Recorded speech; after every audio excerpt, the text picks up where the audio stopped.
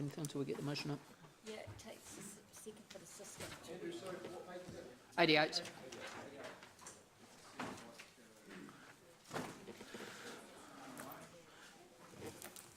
So I'm going to try and keep this moving a bit quicker. If you'll help me, I'd be greatly appreciated. GMs, yes or no answers. Yes. Members, no questions. Okay. But we're still pursuing democratic outcome. Take the paper as read. Any questions? Yep. I just want to get the motion up on the board. This is different from what's in the book. And I'm hoping this will actually clarify my intention.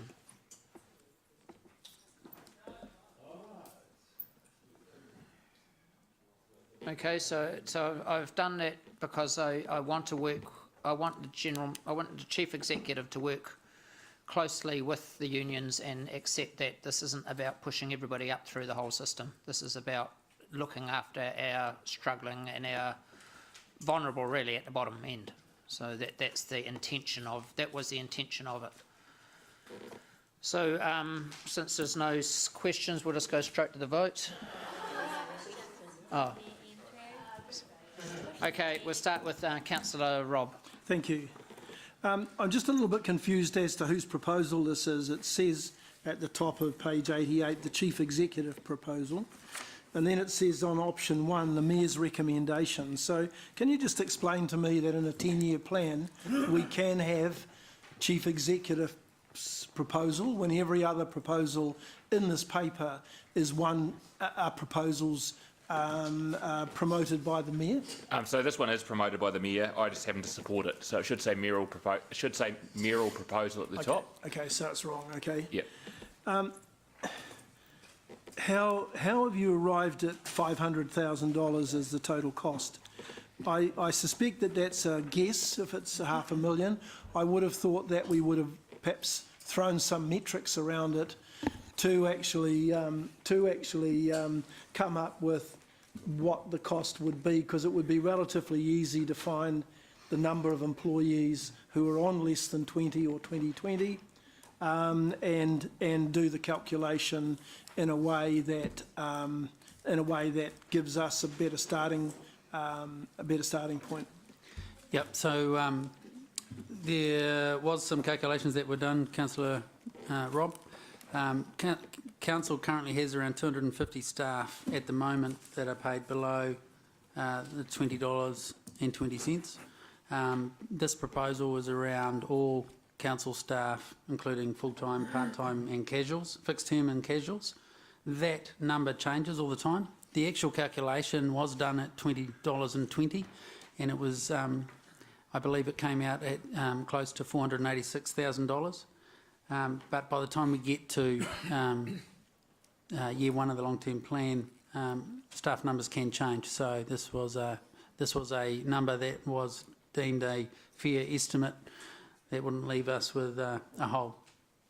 So does that amount include holiday pay, sick pay, ACC levies?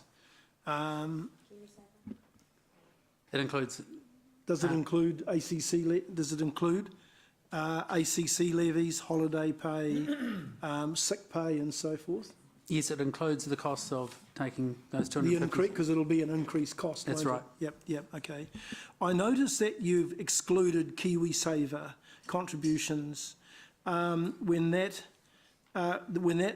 cost is, that potential cost is at the election of the employees. It's the employees who decide whether they want to contribute to KiwiSaver, not the employer. So have you done any sort of modelling around a group of those employees, perhaps with newfound riches in their increased pay, now being able to join KiwiSaver, and of course the cost will be based on the total amount that the total hourly rate, rather than the hourly rate that they were on beforehand? High level indicative costings, but we find that the majority of staff that do elect to stay on KiwiSaver are those that are paid more than the $20 an hour. So As I said, the initial calculations were short of the $500,000, Yep. so we anticipate to So you've got a bit of a leeway in there. bit of you leeway in think? there, and we'll, Okay. yeah. Question of the, I know that in the paper, it's $20 an hour, and now that's been changed to 2020. 2020 happens to be the same as the living wage. So I think we may be confusing the marketplace in terms of the fact that we are now paying what living Aotearoa. Is there a reason why we've lifted it up by that 20 cents? Yes, I've done it to align with central government's aims to be there to the same amount by 1st of April 2021. But central government have only indicated they will go to $20 an hour, not 2020, which is the living wage.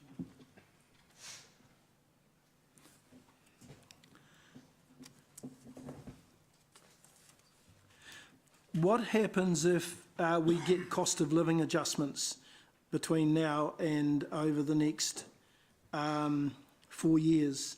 As this, I understand this rate's going to come in anyway over the next 4 years. We'll be obliged as central government lifts the pay rate. We'll be obliged to pay the $20 an hour, which is in line with what the central government have signalled. I've forgotten what my question is now. Well, yeah, what happens if we get cost of living adjustments between now and 2020, where pay rates go up by, CPI or whatever? Will we increase those payments also to as we will with other staff, to alter those rates? No, that's not the intention of the proposal. Okay. We've had 2 earlier reports on this living wage. It was on the living wage, not the minimum wage. And I'm just surprised that we haven't got those reports attached here, particularly for the new council members, where estimates were made by staff, I think back in 2014, I think, for the last 10-year plan, and there was a report done, I think, at the end of the previous term. Is there a reason why we haven't shared those reports with all the councillors? Yep, the Mayor's proposal is around aligning to central government and where they are looking to take the minimum wage, but to do that more quickly. It's not to adopt the living wage, and therefore, as it's not to adopt the living wage, there was no comparison done or information brought. I'm just confused because we are now going to adopt the living wage of 2020, which is, and I know it's only a small amount, but it's 20 cents higher than what the government has signalled. Can I just make it clear that we're not looking, my understanding from the Mayor's proposal and what's included in here, it's moved to 2020. And we're not calling it the living wage, we're not tying into the Aotearoa, what they call now, the living wage methodology. It's just basically setting a minimum wage for council staff of $20.20. And if in next year the living wage goes to $21.40, we're not looking at adjusting to reflect that. Okay. A question to the CEO. Given your undertaking to the Mayor to reduce costs by $5 million, how does this promise seek to achieve this?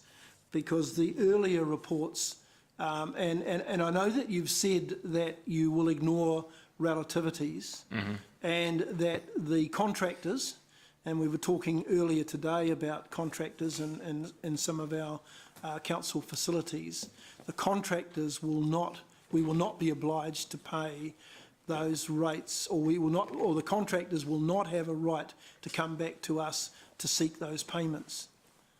How can we reconcile that to your promise to reduce costs, and this one which I'm just quite concerned that 500,000 compared with 8 million, which I think was the cost for the living wage back in 2014. There's a vast difference between the two, and you will have great difficulty managing relativities, which I note in the motion. You will not be bound to pay relativities to staff. How is that going to work in terms of maintaining loyalty from staff when, and I know that, I'm sorry I'm taking this question out a bit further than I should, but how will you, if you've got a person on $21 an hour who is training a person on $20 an hour, how will that person feel loyal to the organisation when he or she is only being paid 80 cents more than the person he or she is training? So there's a number of facets to your question. So firstly, the budgets reflect a $5 million saving. So base budget, $500,000 added on top of it, $5 million reduced off it. So basically, I'm saving $5 million over and above this increase. So that's obviously that is yep. So that's what's happening there. In terms of, you're correct. I can't remember the exact number, but I think it was closer to $8.5 million when we originally brought that paper back to council in 2014, which looked at full relativity adjustments throughout the entire organisation, plus paying all our contractors an amount or an expectation that our contractors would do that as well, was $8 million. And there will be pressure from, there will be market pressure from staff who work for our contractors who may well want to come and work for us and so forth, but it will be very much a clear view that we still have to live within our budgets. There will have to be a whole lot of work done on rolling this out from a change management point of view into the organisation. Whilst it's overall a small amount in terms of $20.20, it will have cultural ramifications in the organisation. So David's team's going to have to work very closely with everyone who would be earning that, plus all the supervisors and everyone as well, to understand what the drivers are, what the expectations are, where things are heading as well. I'm no way, I think Councillor Mallock questioned me last week, I can't remember which day. It's going to be a challenge, and we'll have to work through it very carefully. Are you confident that you can achieve the challenge that's there, given the vast difference between $8.5 million and $500,000? Yeah, so that $8.5 million was requiring our contractors to... Yeah, no, I understand that, Yep. and I understand why it will be different. But 500,000 alongside $8.5 million is a vast difference. Yep. The $8.5 million, just to be clear though, was relativity through the entire organisation. Yep. And in some cases, looking back on that relativity, it was probably put forward as an argument why not to adopt a living wage. So I would suggest there was an element of inflation in that as well. But having said that, was a number that was put forward in the report. Yep. It will be a challenge. I can't give you an answer in terms of how big a challenge it will be, but I suggest that it's a bigger challenge for those staff directly, like you've suggested, directly above the $20.20 who happen to be in a team leader or a crew manager type role that's managing staff beneath them. That will be where the challenge is. So we're going to have to work individually and directly with those people to understand what we're trying to achieve and understanding what else their concerns are as part of that. Do you think that implementation of this will give us a competitive disadvantage to local business, that we will be the only business or activity in town that will be paying the $20.20 compared with others who pay the minimum wage or slightly above, in terms of, I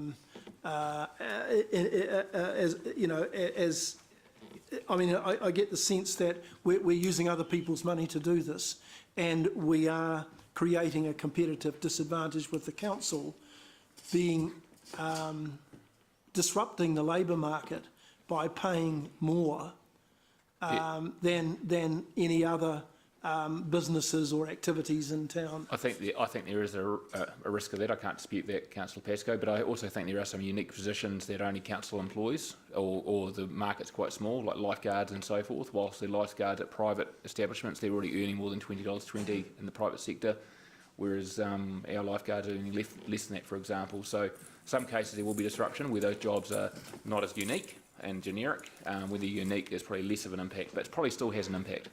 Okay, thank you. Councillor Siggy. Thank you, Mr. Chair. I just wanted to ask something there. When you're saying this may result in reduced turnover within some roles, which probably might. What's the cost of training new staff? Have you sort of got a figure on that? What the cost is? I don't have a specific cost, but I've always used a rule of thumb that if you were to bring someone new into the organisation, it would somewhere between 3 and 6 months of their salary would be cost in lost productivity or other type of events like training.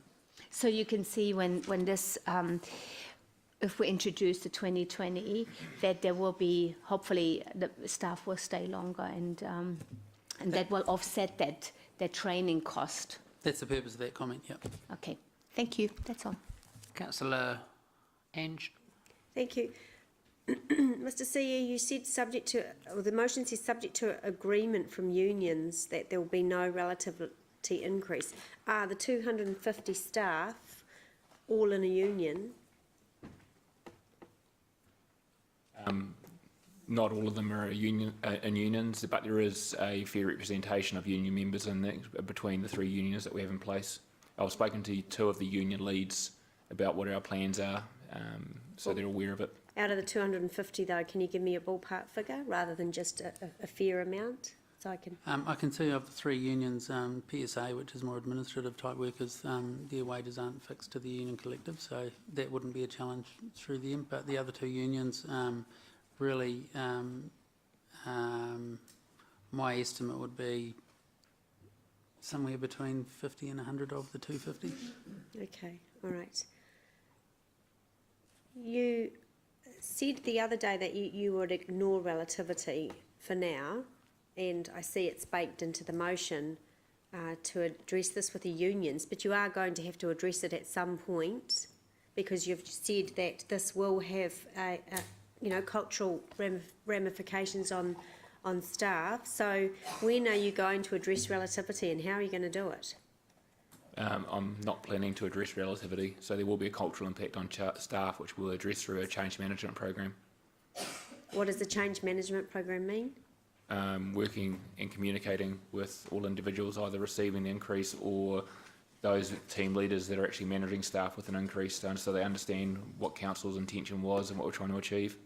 So you're not going to address job relativity at all, and it will impact on the culture of the organisation. So are you saying that you're going to be comfortable with the example that Councillor Pascoe pointed out, which was the team leader is on $21 and the subordinate's on $20.20. You're going to, unless performance raises as well, you're not going to address that for them. Well, there's 2 parts to it. Is effectively the Mayor's proposal suggesting the person on 2020 will stay at 2020 until they catch up with the government's move, whereas the team leader won't stay at their salary. They'll still get performance and increases based on their performance. So there's an opportunity for that to increase, which will help address relativity. And the second part is it is a challenge, and I will work with those staff to make sure that we address that challenge. In the previous, the last time that we looked at this, I think, was with the 2015 annual long-term plan, and it was the relativity costs that were the biggest amount. I don't know. I think it was around $3.54 million. So what you're telling me is there will be no financial impact because you're just not going to go there. Effectively, that's what this proposal is suggesting. And did you model, I don't know when the government put out their proposal, but when that came out, have you done a quick desktop analysis of if we progressed if we followed the government's time frame of the 4 years, how that would impact us?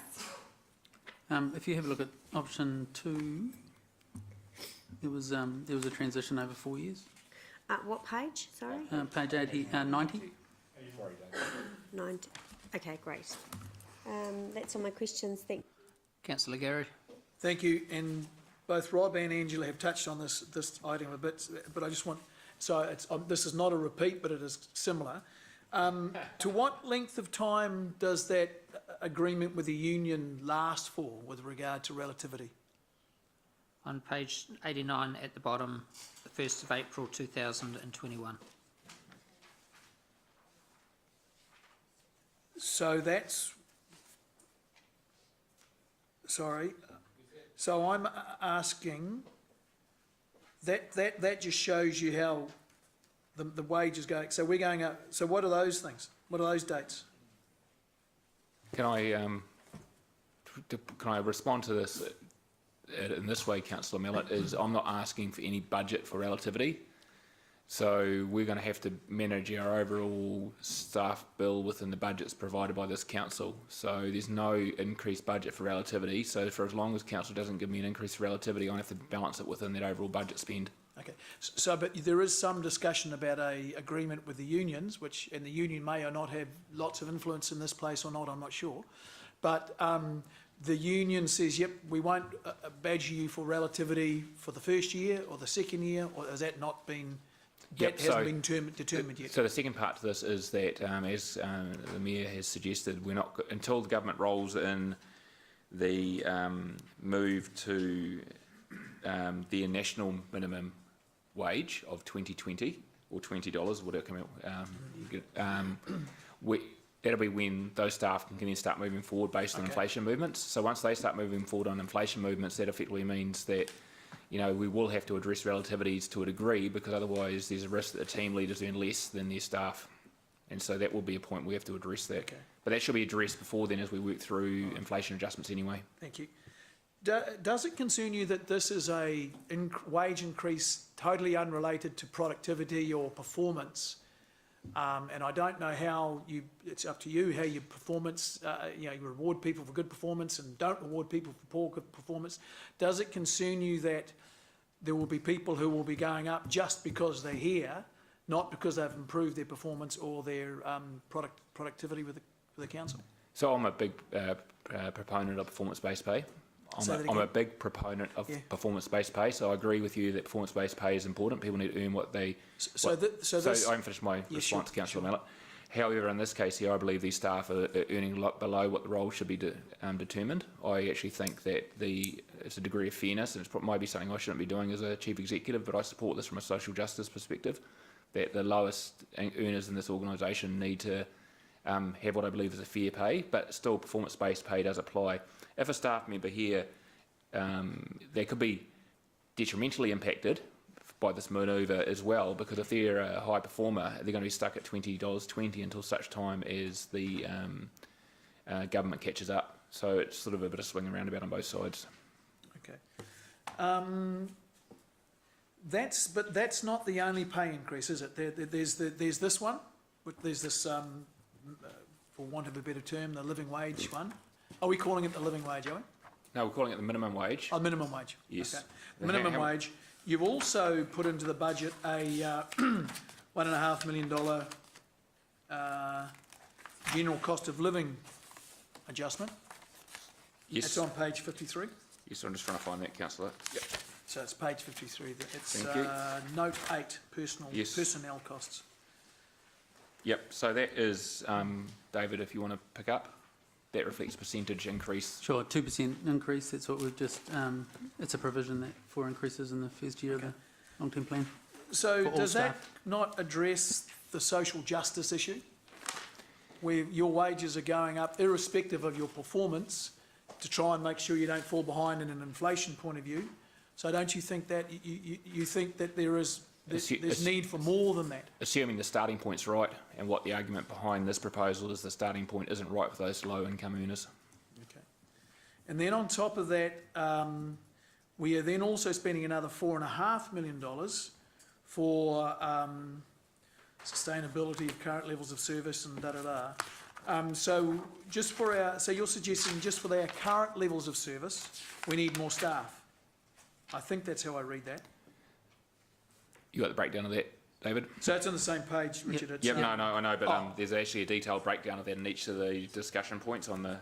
So significant, so that 4.5 is a sum total that represents an increase in, predominantly an increase in staff to to support initially the growth program as well as returning ourselves to what we would call current service levels. So previously when we opened up the long-term plan discussions, actually we were talking about how through austerity budgets we've trimmed to the bone, and so that's really what we believe we would need to to bring back to council to be able to deliver on what we need to for the community. It also includes additional staff that are required to comply, if you like, with new regulations and health and safety related topics. Okay. So there's a whole raft of different reasons in there. Okay, so from a ratepayer point of view, 1.5 plus the $500,000 plus some of that 4.5 is, as far as they're concerned, there's no increase in level of service, but their rates have just gone up, or the cost of running this place goes up, which has to somewhere along the line get factored into their rates. Yes. So so as an organisation, do you think that that's what we should be expecting? That our costs have gone up, but we're not going to deliver any more for you? So to be honest, part of that, so the $1.5 million is a salary movement to market. So that reflects the whole, the salary pool has increased. That is based on local government cost index, David. So that's that movement. And if we don't do that, we fall behind, we lose staff turnover increases, it costs more. David's analogy before, between 3 to 6 months worth of salary costs attributable to training. So that's potentially trying to mitigate that. The $500,000 we're talking about now, we've been speaking about. The $5.4 million, I think you mentioned, page 53, that reflects increases across a number of areas, but that is about getting the level of service back to where it should be. So what we've explained previously, and we discussed it on day one, sorry, I can't remember which day one was, on the 6th of December, there you go, day one, was in a number of areas and included increased costs to, from a building inspection point of view, which is offset by revenue. It included increased costs associated with managing our city development team with all the new growth. There's an but this is just talking about current levels of service, current service levels. Well, no, but there's an aspect that the council staff have been stretched across the greater area, and because we've got more staff over a bigger area, the incrementals, there's been a marginal decline in the level of service, and the challenge through the business we're in process that we've had with council is that there was an expectation we maintain the level of service to the agreed level of service, and that's what that budget reflects. is there any evidence of us, delivering more with the same level of resources? Improving our ability to deliver. Like every other business that operates in a competitive environment has to simply suck it up and accept that we've got to do things better, smarter, differently, try and improve our service levels at a later cost, doing more for less. Gary, which is just the mantra of. where are we going here? We're going to we're talking about the council minimum wage. No, well, I'm not. I'm talking about our overall personnel costs, of which part of it is made up of cost of living adjustment, part of it's made up of the What living page are you wage. on, Gary? Pardon? What page are you on? Page 53. You're a long way from the paper we're talking about, Gary. We're on page 88. Yeah, Okay. And this is the No, background. you can talk to that paper when we get to that paper, but right now we're talking about the council minimum wage. Okay, So just stay on topic. okay, so there's $500,000 that we're going to throw into our costs. How are we going to recover that across the organisation? How are we going to recover it? Is that going into the 15 point, whatever the rate increase is? It's part of our cost base, yes. So is there any indication that will be recovered by savings? Well, to the extent that I've also got baked into the budget $5 million, $5 million worth of savings I'm tracking down. Okay. Which you're tracking down? Yep, so it's been locked into the budget. In the budget, the cost would be higher by $5 million if I wasn't signing up to try and deliver a $5 million savings. Being a councillor who strongly suggests he represents the ratepayer, not the council, Gary, we're not debating. What's your Yeah, question? no, I'm wanting to find out how are we going to address this then? Address the $5 million. Yeah, no, yeah. So this is obviously factored into the 15.5, It is. Yeah. As the $5 million savings is factored into the 15.5 too. which as yet have not been found. But I have to deliver my budget, so if you sign this off, I've got to deliver it. Okay. Thank you. Councillor Mark. Thank you. Got two questions here. How confident are you that the unions are going to agree to this? Because really it's on them, isn't it? I've had a conversation with two of the unions and explained what we're doing. They're still thinking about what the ramifications are. Right. But the indication I've had from the PSA is they're quite pleased that we're even discussing this. They understand the constraints. They also said to me that they understand that previously when the numbers get too large by including relativities and so forth, people lose the focus on actually what's trying to be achieved, and that's about ensuring that the lowest paid are actually paid a fair wage. So they get that aspect as well. Right. So that's if the council, PSA's response, but Yep. the other ones, well, our unit, other unions are First Union and A1, and I've spoken to Dion, who's with First Union, as well. So okay. Yep. So all right. So then that's not likely to change. Is it? I guess I'm just trying to get the firm commitment from the unions. You know, see how strong that firm commitment is. You well, know, how likely is it? I'm not in a position to talk on behalf of the unions. I know that we Yeah. have a very good relationship with them, and we have a very good discussion about this, and they'll understand where we're heading. If they've got concerns and they're not supportive, then effectively this goes no further, and we have to bring it back to council for further discussion. And I'm not trying to put pressure on the unions to accept it. I'm just saying that's the nature of that recommendation. Yeah, I see. Okay. Hey, so you're saying that in year 2021 the minimum wage comes up to that anyway? Is that right? Okay. Oh, okay. $20. But to all intents and purposes, so years 4 to 10, that 500 we got in there, that would actually become business as usual spending, wouldn't it? Yes. Okay. So forgive me, I didn't do accounting, but should that actually be there, or should it just be for the first 4 years we're paying surplus to? We have to pay it, so our costs Yeah. will increase. The government's not going to subsidise us to get us up to the minimum wage, so we will have to spend it. So it's physical cash out from this council, therefore it needs to be included. So if this didn't go through, that 500 would likely be needed there anyway, wouldn't it? That's correct. That's the right way to look at it, Councillor Bunting. Okay, all right. Or Councillor Mark, sorry. Whatever you like. That's fine. Thank you. Sue Bunting. That's better. Thank you. Councillor Porter. Just interested in the option 2. Well, I'll tell you for why later, but can you tell me how many staff will be underneath each of those bands that the transition refers to, 17, 18, 19 and 20?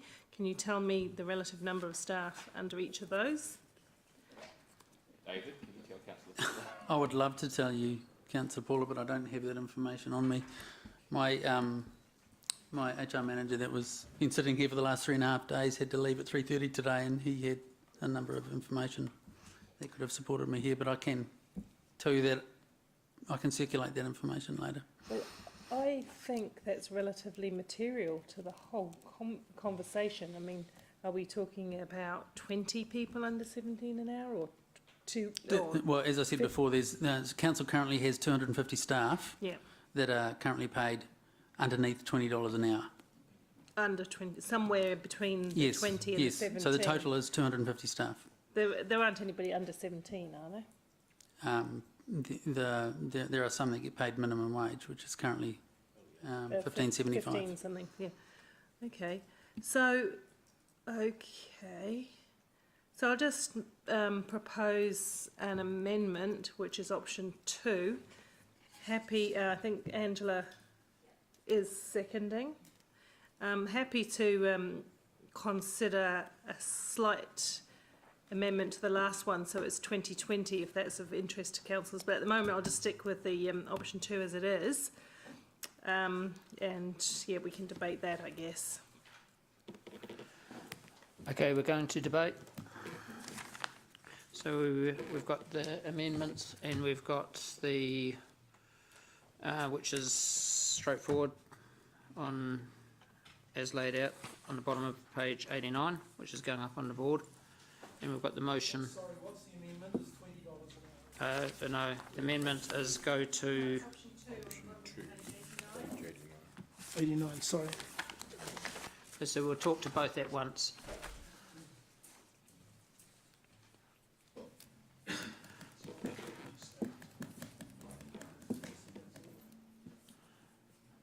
So I think we've got to be careful that we haven't got Crotonian thinking, holding people down, holding people back, keeping people lean. I want to do the right thing for our lowest income earners, our most vulnerable financially. We also work closely with central government. This council does very closely. And today, this is the direction of central government. This is where they're heading. This is where they want it to end up. So yes, it's not perfect, but I believe that we're doing the right thing. Councillor Dave. Shouldn't you have Councillor Paula seconder? She's not on the board. But she's the amender.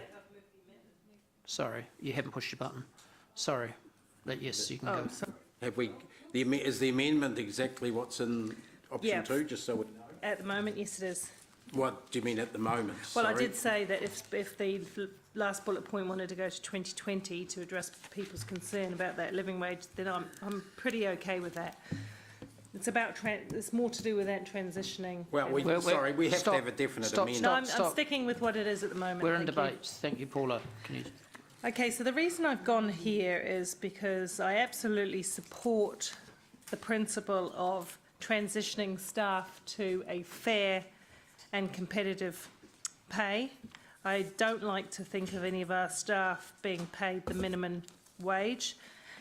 I do want them to be progressing till they're paid, which is a fair wage. Having said that, this is a little bit of a win-win. It enables us to move forward and recognise that movement and keep aligned with government's expectations, but it has a much lesser impact on the finances at this point in time. And, you know, look, if we were making hay while the sun shines, and if we had an abundance of budget, then I'd be much more inclined to go, yes, let's go straight there. But to be quite honest, we just don't. We don't. Sad but true. And so let's show willing to our staff. Let's show them that we value them by starting this transition. And I think this is the fairest way to do it. Councillor Dave. I have to start with commenting on Councillor Southgate's amendment and her recent comments that we have to be careful about the money, and of course we do. But I note that the cost of bringing this in one fell swoop is cheaper than the cost of keeping the eyesight going. So just, I think councillors should... Excuse me, sorry, I didn't Councillor interrupt Paula. you. I think councillors should reflect on that, all councillors, not just Councillor Southgate. I'm comparing a couple of figures there that are very recent. In fact, they were heard, two things were heard together. Look, this is about fairness for the low-paid workers in our council. Now, if you don't think it's fair that they're paid a better wage than they are currently getting, those 250 workers, don't vote for this. Because I don't want anyone to be a hypocrite about it. But if you do think they're lowly paid, we have an opportunity now that's manageable within the staffing budgets that the CEO has to fix this by the 1st of July next year. And I think that's a good thing for us to do. I think it's the fair thing to do. I think if we genuinely want to be good employers, not just good employers in theory, but good employers in practice, there's a way we can do it in the first year. By the 1st of July. It's an opportunity not just to be seen as a community leader, because there are some others in the community that are also doing it, but to show how much you value low-paid workers. Now, Gary at one point asked questions of the General Manager and CEO as to whether this payment level would be related to productivity or performance. And I would suggest to you that our staff, our low-paid staff in the libraries, and in the pools, which is principally where they are, actually perform very well, especially when you consider the wage level they're on now. And I don't think that paying them $20.20 is too much. It's still way below the average wage. It's still way too difficult for them to live on a single income if they have a family, for instance. So I don't think we're being excessive here. And I repeat to you, the CEO is going to find this money out of his staffing budgets. It's not extra cost to the council to do this. It is a statement of how much you value your low-paid workers. It will also help us recruit staff, and as Councillor Siggy said before, pointed out, will help us retain staff.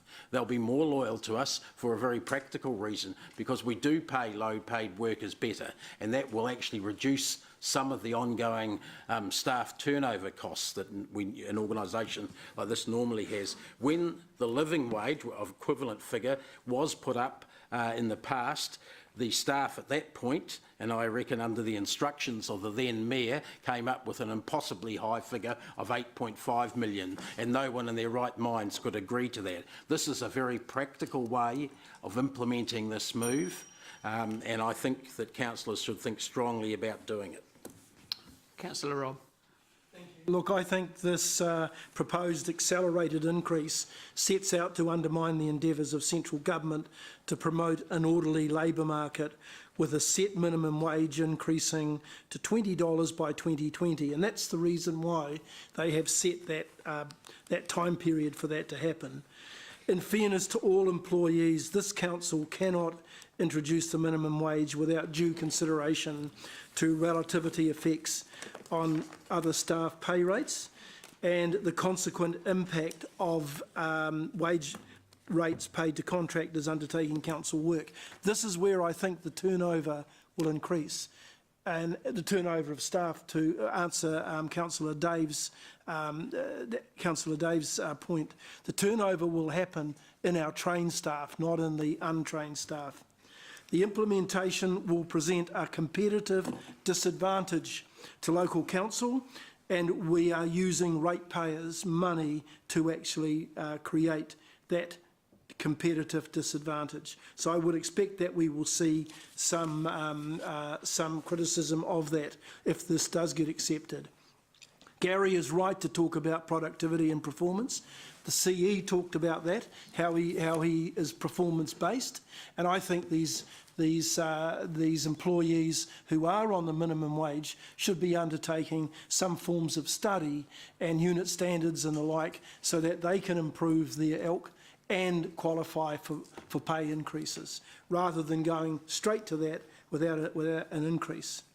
Dave also mentioned the prospect of young married employees with families. Well, central government provides tax relief to affected employees who qualify by need to a higher remuneration that is provided for in the minimum wage. This tax relief is lost if an employer's taxable income exceeds that qualification threshold. The minimum wage in these circumstances creates not only an additional cost burden on the employer, the council, but it could also result in additional tax costs to the employer, because the Working for Families credit is of course not taxable, and the increase would be. The minimum wage cost will represent an unacceptable cost burden on ratepayers, and I'm sort of disappointed, after having listened to the Mayor in the last debate telling us about how we need to reduce costs, when in fact this proposal, which is, I understand now, is the Mayor's proposal, is really just adding another $500,000 in expenditure. And I think $500,000 is just the start, because I think we'll find that staff turnover will increase.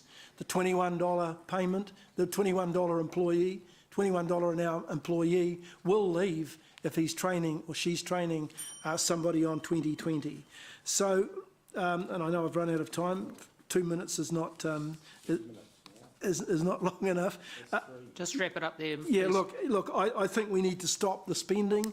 The Mayor's already highlighted that with us, and this, unfortunately, is another one of these spending follies which I think the council should be avoiding for the reason of the cost and the reputational value that it will bring to the to the business community. Councillor Ange. Thank you, Mayor Andrew.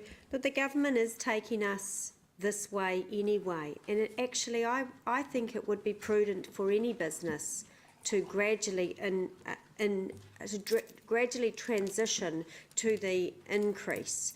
That way you can adjust for relativity as you go, because actually I'm really concerned about that, and I'm disappointed that our CEO would be happy to accept that no job relativity would be baked into it, and I don't support that at all. I absolutely support the principle behind the minimum wage. Having a minimum wage actually is a choice, and just because the government sets a minimum wage, whatever it is at the moment, doesn't mean to say we need to start our employees on there. I disagree with one point that Councillor Pascoe made in particular, saying that those on a minimum wage should upskill if they want to receive more money. I disagree with that. Those that are on minimum wage are in our libraries, are in our swimming pools, and their job is no less important to contributing to the city than someone perhaps from our growth or our finance team. They do a service, a direct, tangible service, and they deliver that. But I am supporting the amendment because it does save $1.4 million during the transition time, so there is a financial saving there. And I think it's the smarter thing to do, to transition rather than get to the point of 2020 or 2021 when the government introduces it and then have a massive impact on job relativity, because that really does concern me. I don't want staff uncomfortable and unhappy and upset because a supervisor is now being paid very equal or very close to those people that they're responsible for in their team. Councillor Jeff. Thanks, Mayor Andrew. I will be supporting the amendment, a staged implementation rather than the full implementation, which I think is a well-intentioned but flawed proposal. I think there will be relativity issues, despite any agreement with the unions. As we've already heard, a fair portion of the employees aren't in the union anyway, in the unions. I think this adds $500K to the operational budget, therefore to rates, and I think it's a luxury considering the environment that we're in. Page 89, it says, if this goes ahead, Hamilton City Council will be paying significantly more in some role types than others within the local labour market. Is this really a luxury that we can take when we're looking at a 15.5% rate rise? I don't want to sound hard-hearted, but we need to remember that it's all very well to advance social justice, but we're using other people's money to do it here. We don't just have a responsibility to our employees, we have a responsibility to the ratepayers. Deputy Mayor Martin. Yes, I respect the debates, and I will make an observation that it's really excellent, having been on this council for 7 years now, how we've moved in terms of the debate, how we actually are now. The debate is around the timing. It's not about whether or not we have it, and that's a real progress. And again, compliments to this new mayor for addressing this issue.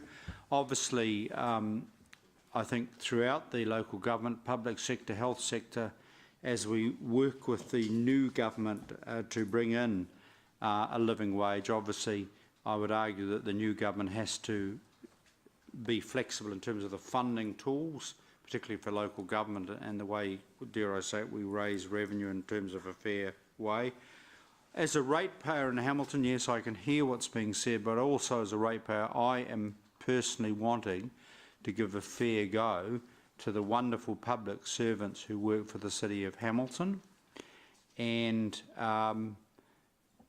this is about, yes, social justice, but it's about being a good employer and giving people a fair go. I also want to compliment our Chief Executive, who is obviously trying to work with the Mayor to bring this around, and I think that's a great compliment to him. That shows a beating heart. And as you know, in the past, I've sometimes felt this organisation hasn't had a very good beating heart. And yeah, it does come at a cost, but giving people a fair go and being decent to them as employees, people who work for our city, who are wonderful public servants for our city. And I do think of the library assistants and the swimming pool people and our people out at Duke Street and all the people that really work and do the unsung heroes, in my view, that keep this city going. So I will be supporting the Mayor's motion, but I will note at least this is a debate about a transition, not whether or not we have the living wage. Councillor Gary. Thank you. Look, I'm very, very supportive of increasing people's wages when those increased wages are due to improved productivity or the value of the service they provide. Unfortunately, you get yourself into a vicious cycle of, if you start increasing people's wages over and above the service they provide, and dare I say, you know, when we have some services which I believe are moving into obsolescence, i.e. library jobs, you find that their jobs will become less and less tenable. You know, once you've got library assistants being paid, you know, when their wages go up, but the number of people using our libraries is dropping, or the number of people going and getting books and all that sort of stuff, that whole, and it might even happen to brush drivers, I don't know, but what's going to happen is you'll end up pricing yourself out. You'll end up pricing those employees out, and what will happen is we'll create a huge amount of pain for our ratepayers, because you know there's a beating heart for them as well, which we seem to have forgotten about, Martin. They are the people who I represent. I'm not too sure about the other guys around this table, and I'm very much of the view we are here to serve those people. That we have a very, very big organisation which employs a lot of people, but that organisation only has value to the extent we deliver a service to our customers, and they're our ratepayers. And unfortunately, yeah, we don't live in a free market economy. You know, we are a government, so we have the right to take money off people without delivering a service. We can do that through our rate system, the same way a government can through its taxation system. And we are the guys who can moderate it. We are the 13, I nearly said 13. We are the 12 people who have the power and the ability to protect our ratepayers, and we're the only ones who can. And if we're going to stand here and just let this go through the door and say, righto, bang it on the ratepayer, irrespective of any improvement in the value of the service we deliver, I think we are jettisoning our responsibility, to be honest. Thank you.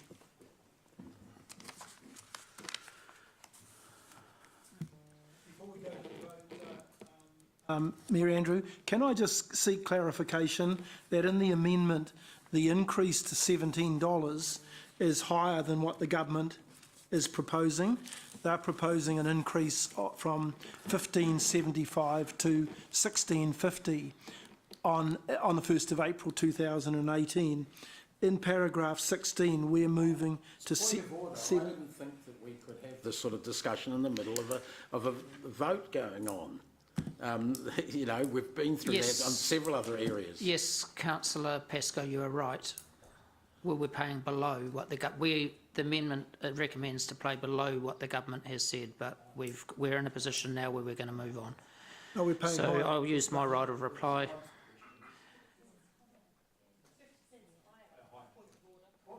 Excuse me. Raised a procedural point which needs to be ruled on. You've stopped others, quite rightly, from doing that. And I mean, people had their opportunity to ask those questions in question time. They had the opportunity to clarify amendments and other wordings in question time before we started. If you're concerned about it, look it up on the internet. So I'll use my right of reply. So we have a lower class, a middle class and an upper class. That's where it all started back in England a long time ago.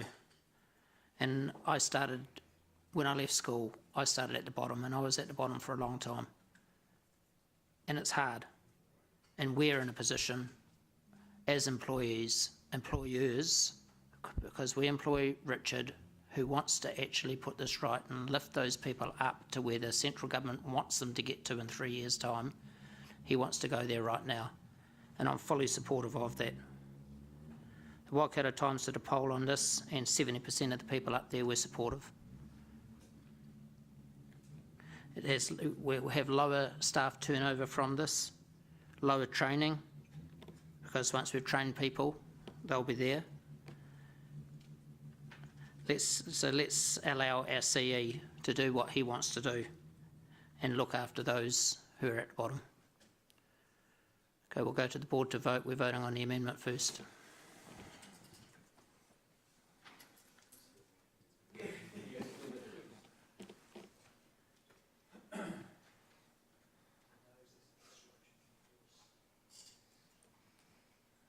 The amendment is carried, 8-4 against. The amendment becomes a substantive motion. We're voting on the motion now.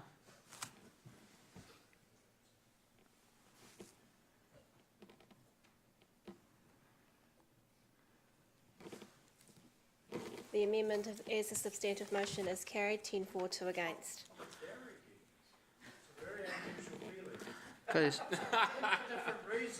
So we're now going to Purchase on the Park, page 276. Literally?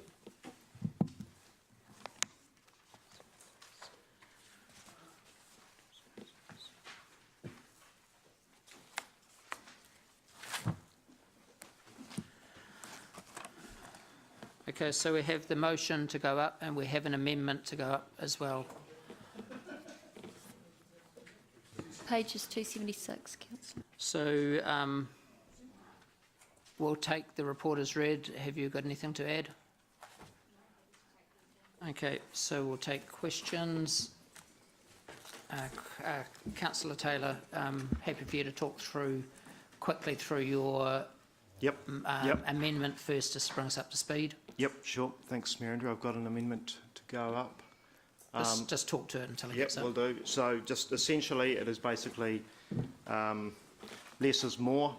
It's a cheaper alternative, and rather than a fenced off, a whole new fenced off area for dogs, it's basically just providing, I believe, 22 more bins, dog bins, on a lot of our parks around the area. As you know, we had a bit of a discussion some months back about the level of service changes that we've made, where there were less bins available in some of our smaller parks, and this is basically restoring 20 parks to bins to 22 of those smaller parks. And my view of the world is it gives us more bang for buck, and it's a lot cheaper too. So just to summarise, because you've obviously worked with staff on this, we're getting more dog bins but no fence. That's right. That's right. It basically, it's a lot less money, and you're getting in 22 parks around the city, you're getting some bins where there aren't bins at the moment. Okay. Questions? So it is option 2 on page 278.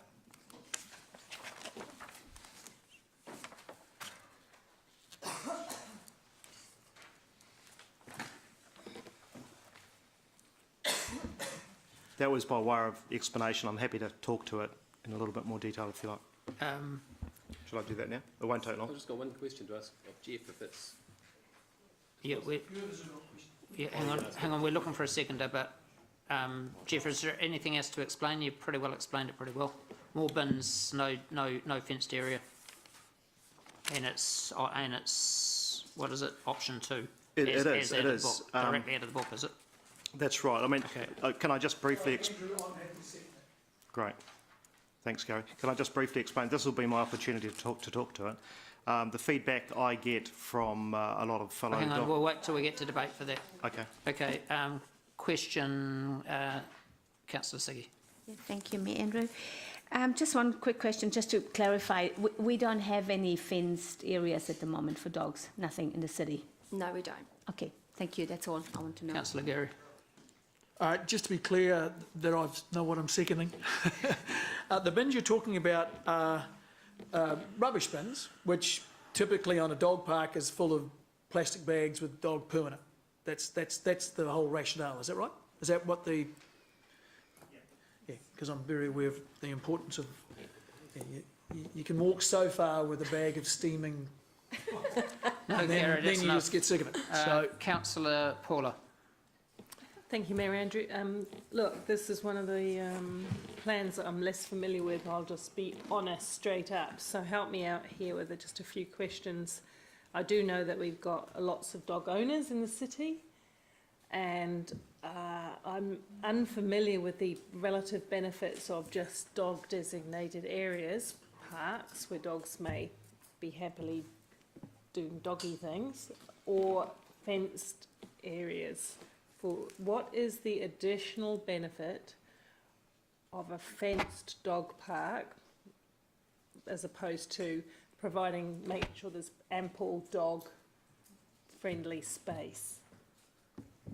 So when we adopted, before we adopted the Purchase and Parks Plan, we did some public consultation, and the public told us, or the dog owners told us, that they wanted a number of things, including a fenced area for dogs to exercise. I believe that there's a perception that it's safer for the dog users, or dog owners, sorry, to have their dogs off lead in a fenced area, as opposed to off lead outside a fenced area when there's other park users. Okay, thank you. So it's for the owners and the dog's well-being. You know, they might go scamper down a bank and eat some poison or whatever. There are some mixed views on fencing dog areas. If you do it, it needs to be well planned. The space needs to be big enough to make sure the dogs don't feel, closed in, things like that. So it does need to be done well if it is done. And sorry to do this, when we're running into the midnights for 3 nights, but international, so we don't have any. Does anywhere else in New Zealand have fenced dog parks? I know they do in Australia, but... Yeah, so Waikato District and Ngaruawahia have some. And Horekau, okay, cool. And what's the evidence in terms of use and popularity and all of that? Is it just, you've just fenced the area, you don't put any, equipment for dogs other than bins? So the proposal for the 177,000, the main cost in that is the fence, but there's also the bins, the drinking fountains, dog friendly, and the bag dispensers as well. So It is all in the report. Yeah. You're asking questions directly that are in the report. Yes, but I think it's fair that I made the are you heading somewhere apart from... No, I just want to know what the increased benefits. Look, I know there are lots of dog owners and they want the best things for their dogs. I just wanted to know what the additional value a fenced area had over, potentially putting some more bins, putting some more fountains, that kind of thing. I don't own a dog, I'll confess, so therefore I don't really know relative benefits, to be honest. I do know that the one in Days Park gets used massively. From the Question, cars. please, So I Councillor. have asked my question. What's the relative benefit? And again, it comes back to that safety, separating the dogs who are off lead from other park users.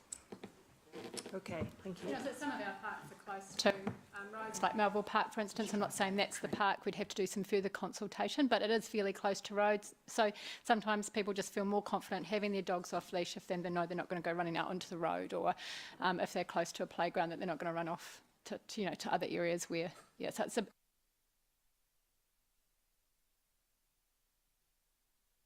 So separating the dogs from public would be a safety kind of measure, wouldn't it? Yes. Yeah. Have you seen the dog parks in Queensland that they have all over the place? They're all fenced. I've seen images of them, yes, and done a little bit of research online. Okay, yeah, because I used to be there, so I know all about those. Has an area been identified yet for a dog park or dog parks? So in the original purchase plan, we identified Inniscommon and Melville Park, but under this option, it is open up to public consultation as to where the preferred site would be. Okay, so I take it Days Park, which is a dog exercise area now, would be too big a place to fence. That'd be... Days Park was identified as a popular site along with Minogue, so there would be a number of options in the city. Okay, thank you. Councillor Mark. Thank you. That actually answers one of my questions. Yeah, I'm reasonably unfamiliar with the original plan as well, but, and I wonder if maybe Councillor O'Leary might be able to help me, with all the consultation that went out for with the original Pictures of Parks plans, because this was your baby, right? When it first came out, what was more popular? Was it the fenced area, or, I mean, if it came down to the two propositions, which was more popular in your feedback? Was it the fenced area or the more bins? Fenced area? Okay. Along with better signage and realignment of the off-lead boundaries, which we've managed to do. Right. More dog exercise areas close to homes, a large destination dog put, and better dog etiquette awareness. Right, okay. Okay, so quite a bit. There were a number of things considered. Yeah. Okay. And just out of curiosity, how do you keep the dogs safe from each other in that big area? So the owners still have a responsibility to maintain a level of control with their dogs. Right, okay. Yeah. And that's, the dog etiquette awareness, which we would advocate for in terms of behaviour for owners. But I presume with lots of them around the place, it's not actually a huge problem. Is that right? There Like will be dogs? issues, and animal control would be, Yeah? yeah. The dog eat dog will, right? Come on, moving on. Thank you, done. Wolf. We're in debate. Councillor Jeff. I think what I'm proposing is actually just a lot more practical, to be honest. The vast majority of feedback I get walking the dog is I go to parks where we have a sign up saying pick up your dog poos, and then we don't have a single bin in the whole park. I pick up the dog poo, put it in the boot, and remember about it 5 days later. And it's not a pretty sight at all. And you know what? It's the little things sometimes that frustrate people the most. And I get a lot of feedback from people who say, "Why the hell have they got those signs up? What? Why?"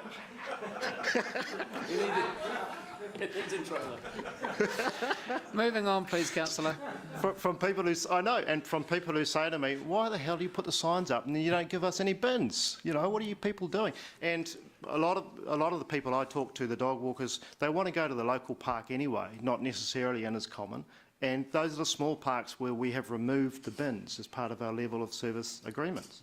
So it seems to me a pretty practical solution to provide 22 parks, small parks, with a bin.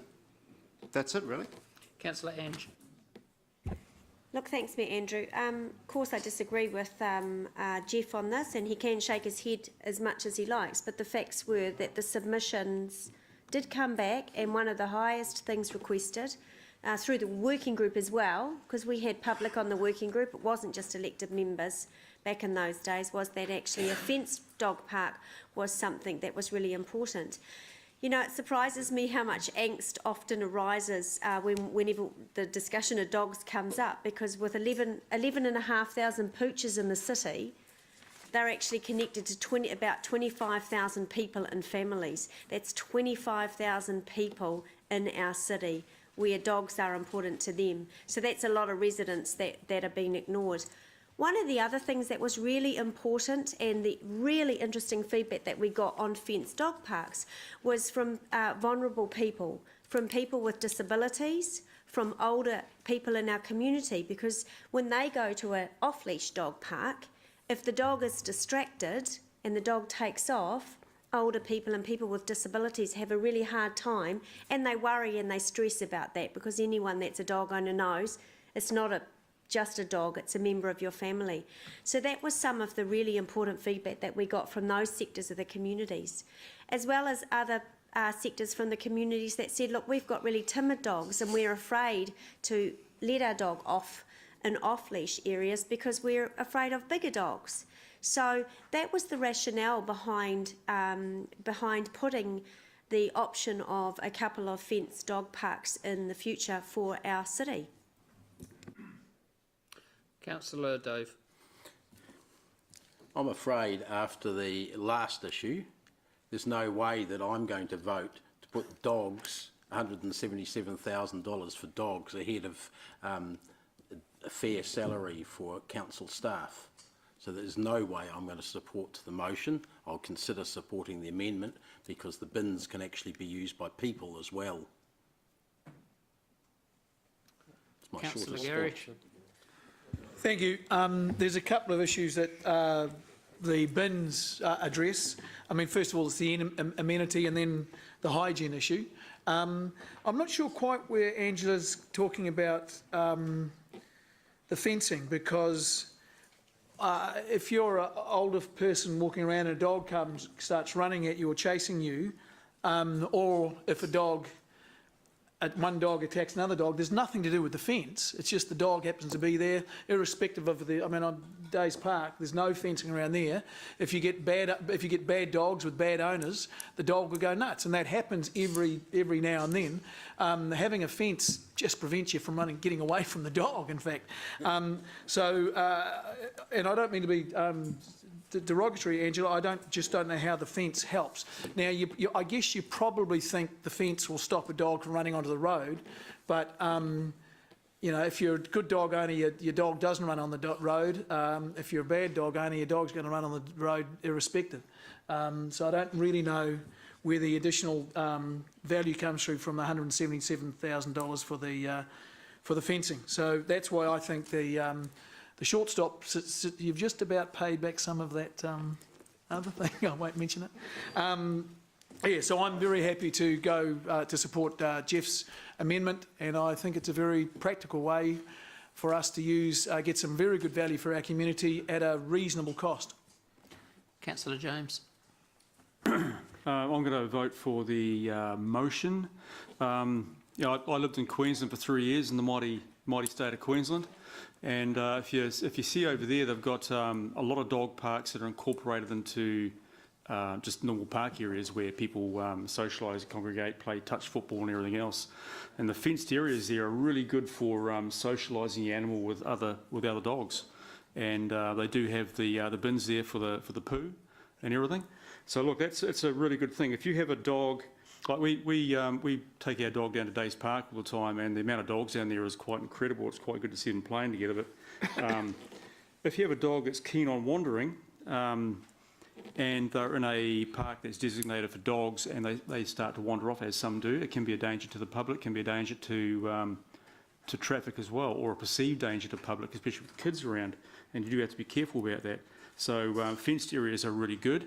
Now, my wife, when we go walking, she uses me as a designated dog poo picker-upper, and it's not a problem at the moment because we've only got a little Shih Tzu poodle cross. But when I used to have a Rottweiler, I used to have to carry a sack with me, so and I had to take that home. But if we've got the bins in the dog parks, I think that's a good solution. No more people with large dogs having to carry very large bags around with them. Thank you. Councillor Mark. Thank you. I'd like to foreshadow an amendment, actually, should this one not go through. And that would be along the lines of, and I'm looking for a seconder in this too, that we combine the two, and that we drop the budget slightly of the fenced park and bring the bins in, because for 14 grand that seems pretty good bang for your buck. And we try and combine the two to try and keep everybody, or both movers, reasonably happy, if you pardon the pun. So I might need a little bit of help with the numbers around it, but I've just been kind of whispering in staff's ear to see if we could actually drop the cost of the fenced area and potentially open it up for sponsorship or some sort of co-funding along the lines, and that way we still get 32 bins or however many bins it is that Jeff wants around town, and we get a fenced area. Is there anyone that would? Hang on. You don't need to do anything more than. Oh, okay, all right. So, yeah, look, I think for, and I do take Dave's point. I have a lot of sympathy for Dave's point. That quite moved me, actually, when you look at the relativity of it. But I agree this has been something that's had strong support over many years, and I wouldn't want to be the one that, even what Angela's suggesting, or what the mayor's suggesting, I beg your pardon, is a lot smaller than the original plan. And I think when times are tough, you've got to be creative about it. So if we drop the budget of the fenced park down by, say, 10 grand and put 10 grand into bins around the place, would be, I think that would be a pretty good solution to this. Just a point of clarification. Mark, can you tell us what your numbers are? Because you've got a foreshadowed amendment there that's got nothing written down. I'd like to keep it Oh, like here that. it is, sorry. I preferred it like it was. Yeah, okay, so...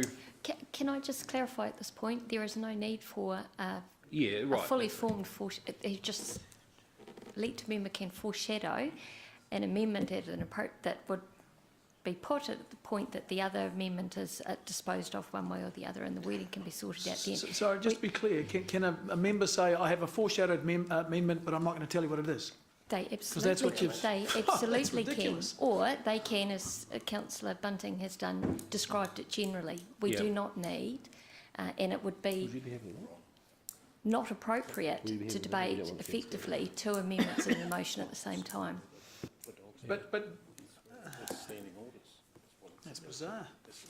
Okay, so just in conclusion, I'll be voting in that case against Councillor Taylor's amendment in the hope that I'll be able to get my amendment across the line. Deputy Mayor.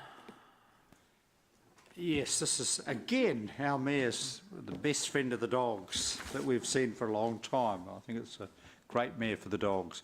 But seriously, I was inclined to Councillor McPherson's view until I perhaps heard Councillor Leary make the point around the elderly and the disability, and I think it's interesting actually. We've been talking about playgrounds, we've been talking about what are disability friendly places. I do like the foreshadowed amendment because that may be a compromise which would be good, because obviously the bins have their place big time, as Councillor Taylor, as Gus leader of our city, found out with a smelly car, and obviously clearly we want to have one place in the whole city, and that's all it is. It's just one place over the next 10 years where people who do have some issues about dogs disappearing, and, you know, point made by Councillor Casson. And of course, given that Queensland produces some of the greatest intellects we've ever seen and some of the greatest expat Kiwis, obviously they're a really good role model.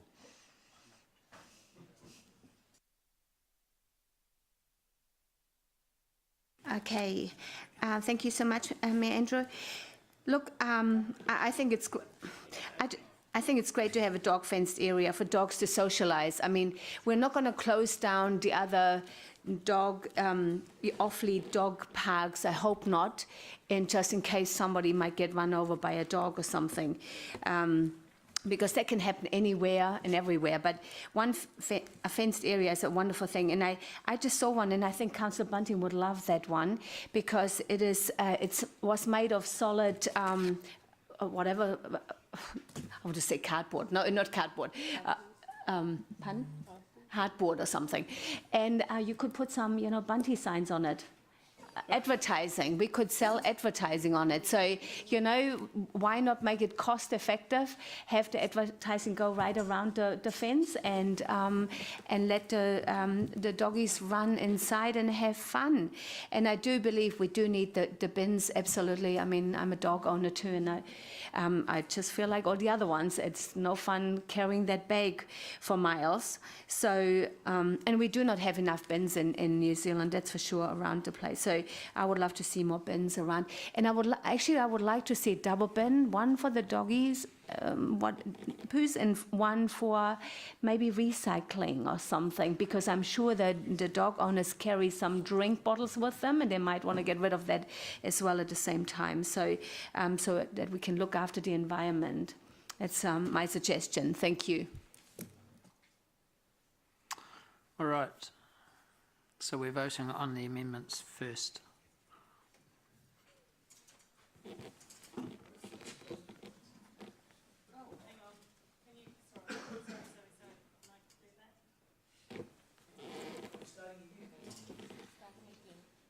Going back to Wednesday last week. Now.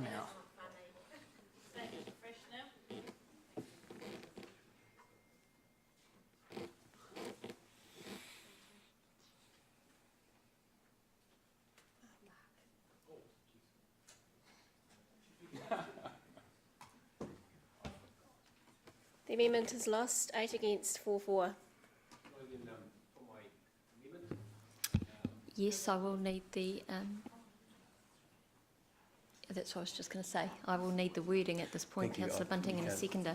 Yeah, I think you can second it because you've spoken, but the idea would be then... Angela. Oh, Angela. I'll wait for you to come back. 2 minutes. Yeah, 2 minutes, guys. Just...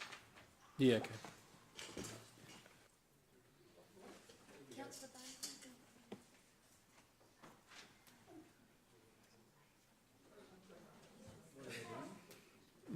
they're voting to put the dog park and the bins as a combined one. It's a good, if we can, and do we, Makes can it we look as a good. movement seem to accept? What I was laughing to myself is you and me could have voted against. No, but we can You and me actually, could have voted for we the can, amendment. and we it can wouldn't agree to have our motion amended. have- No, but you and me could have voted with Dave on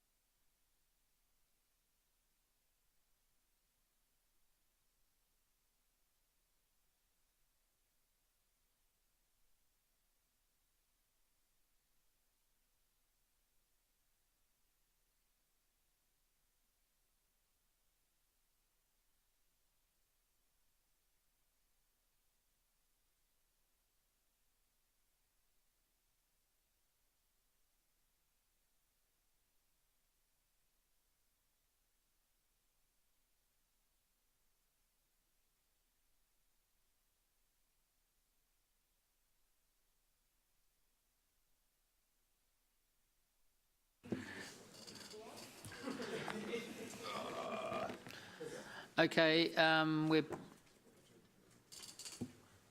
Excuse me. Are you allowed to debate again? That's what Mark's on his debate. Theoretically, but I wouldn't encourage that. Mark, I don't think would encourage you to have another debate. You've debated. And you did say at the beginning of this you wouldn't debate at all, I think. So, no, that was Jeff, sorry. But anyway, let's just go to the vote, shall we? Okay, voting. Voting, please, democracy. Okay, so we're voting on the amendment.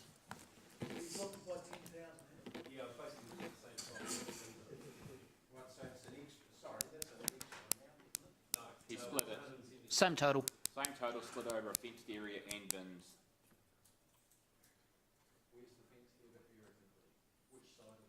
We don't know yet. It's got to be around this room. Just press a button, please, councillor. Who hasn't? Councillor Bunting around here. Councillor? The foreshadowed amendment is carried 8-4, 4 against. So that becomes a substantive motion.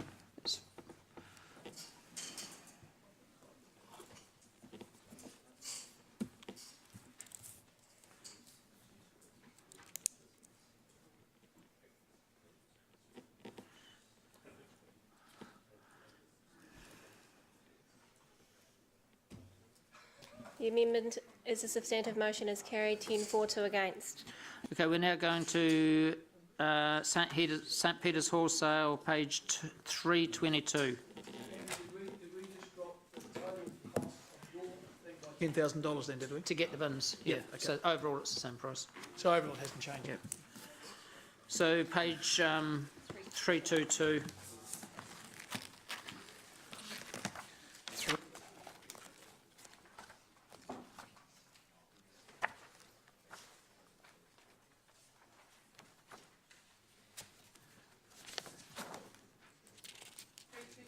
Yeah. Take it as read.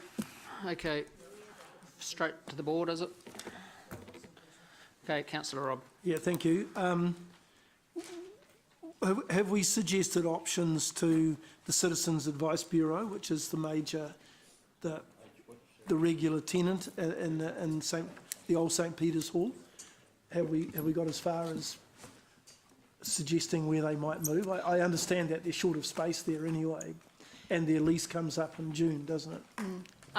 There has been quite a short time period to engage around this. We have spoken to them about the proposal and that it is coming here. We haven't yet talked to them about where they might go. Obviously, that is something they're interested in and something that we would continue to work with them on. There are some potential options around that in the short term. Potentially the Central Library could be a co-location option. That's something that's a common model, particularly in the new builds in Auckland. So, but it will take further conversations with them, but we would support them to look for an alternative venue. Okay, so this is a new proposal. I don't think we discussed this at all during our briefing period over the last 9 months. Correct. It has been discussed, I think, in previous years, but not, most recently. Not this year. That's correct. Drury Lane is more of a business than a community, is it? They're considered a not-for-profit, given okay. their own. But yes, they do. They are a dance studio, and there are other, there are other services that don't use, other similar activities that don't use council services. So how will they be placed if the property does sell? Well, we do know there is a shortage of dance studios in the city, but they would need to look for another venue, unless whoever bought the building, wanted to retain them as a tenant, which... No. And we have a buyer for the building? We have interested party, yes. An interested party, okay. And is it a commercial party? Or? No. No, so it's another not-for-profit organisation? Yeah. Yeah, okay. Yeah, that's all the questions I've got, thank you. Deputy Mayor. Party would still be subject to the Category 2 heritage. Yes, that's correct. Have they given any indication, without you revealing the interested party, have they given you, without prejudice, have they given you an indication that they accept that the building has to be the building? It can't be just... Yes, that's correct. They understand that. Also, under the Public Works Act, we have to offer it back to the diocesan. So, Right, okay, no, that's fine. I think you've answered. Thank you. Councillor Paula.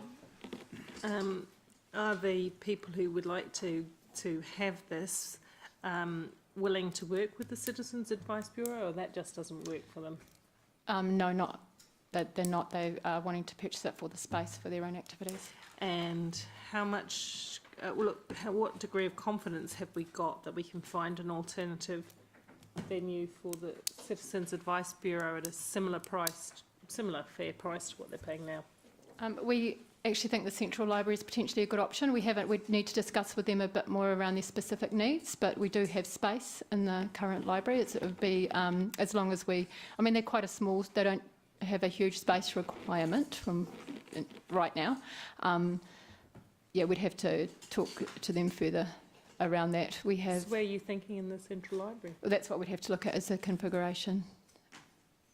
Okay, because I was with them and they were indicating they were getting quite tight on space, Right. actually. So Yeah. they needed meeting space and stuff. But Yep. you've had those conversations with We them? haven't had those conversations with them about the library, but that is a potential option we need to work through with them. And that's another point. The question, they weren't directly engaged with any conversation with us prior to this decision being proposed, were they? We have had a conversation with them. One of our staff has talked to them. Prior to the decision being proposed? No. Proposal being proposed. So we didn't broker with them some potential arrangements No, prior to that's this. correct. Okay, we're going straight to voting.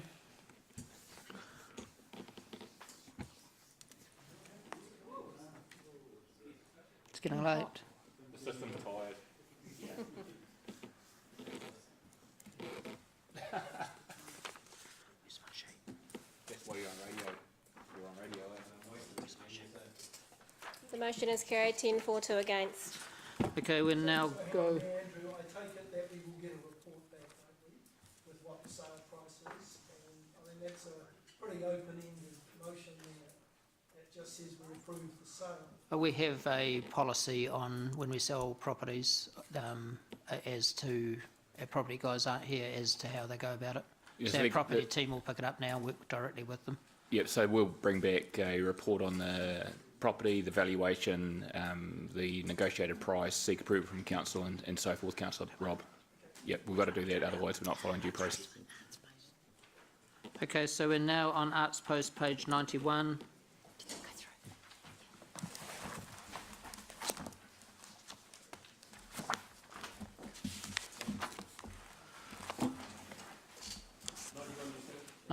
Yeah. So we'll go straight to the board, shall we, team? No? Okay. Nice try. Councillor Paula? That's right. My question comes around the chart on page 92.10, where we've got relativities between other unnamed museums and galleries around commission. So why are we proposing to go so much lower than, well, there's only one other at 25. Why are we proposing to go there? So it's only for Hamilton-based artists, not Waikato-wide. So around 70% of the artists that sell their products through Arts Post are from the Waikato region, and only about 10% are actually from Hamilton. So one of the potential benefits of this is that it could increase Hamilton artist uptake of using the service. So it's again around, That's kind of an targeting assumption, Hamiltons. isn't it? There's no. It is an assumption. There is no evidence around that. No, there's not, and that is stated in the paper as one of the, and that's why I said one of the potential benefits. But Hamilton artists are only 10%. Yeah. So impact on revenue, etc., is also assumed to be relatively low. I think that's a key point, Helen, is that this isn't a big dial turner. This is more of a principled discussion rather than the financial impact. Yeah, I was just wondering why we didn't pick at a sort of a median fair value. We've gone straight to that very lowest, but just for a proportion of artists. So there again, if you live in the city or you live in Tamahiri, one's going to pay the full whack it. That's dead right. Just exactly. saying. And the other one's going to have it halved almost. Seems like a weird geographic reason. You won't have any friends in Tamaheri. Councillor Robb. Yeah, thank you. The issue in paragraph 7 around the GST, is that a bit of a red herring? That, I mean, we charge GST, we have to charge GST on the selling proceeds. Do we do it in a strange way, or is it just that it's charged because we have to, and the artist probably isn't registered for GST, so they can't claim the GST Yeah, I think back? it's more around the transparency of it. So I think that I don't think that we do it in a strange way. I think that we just show which portion of it is the GST portion. Okay, all right. I'm really curious about paragraph 16. This option may see a reduction in revenue.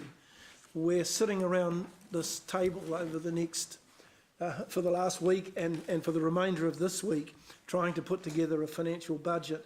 I get the feeling that this report, like so many of them that we've had, has been rushed, and I would like to see some idea of what revenue we will be losing. I'm sure that some calculation has probably been made into the 10-year plan to reflect this, but I really don't like to see no metrics. You know, I applaud the fact that we had $500,000 in the.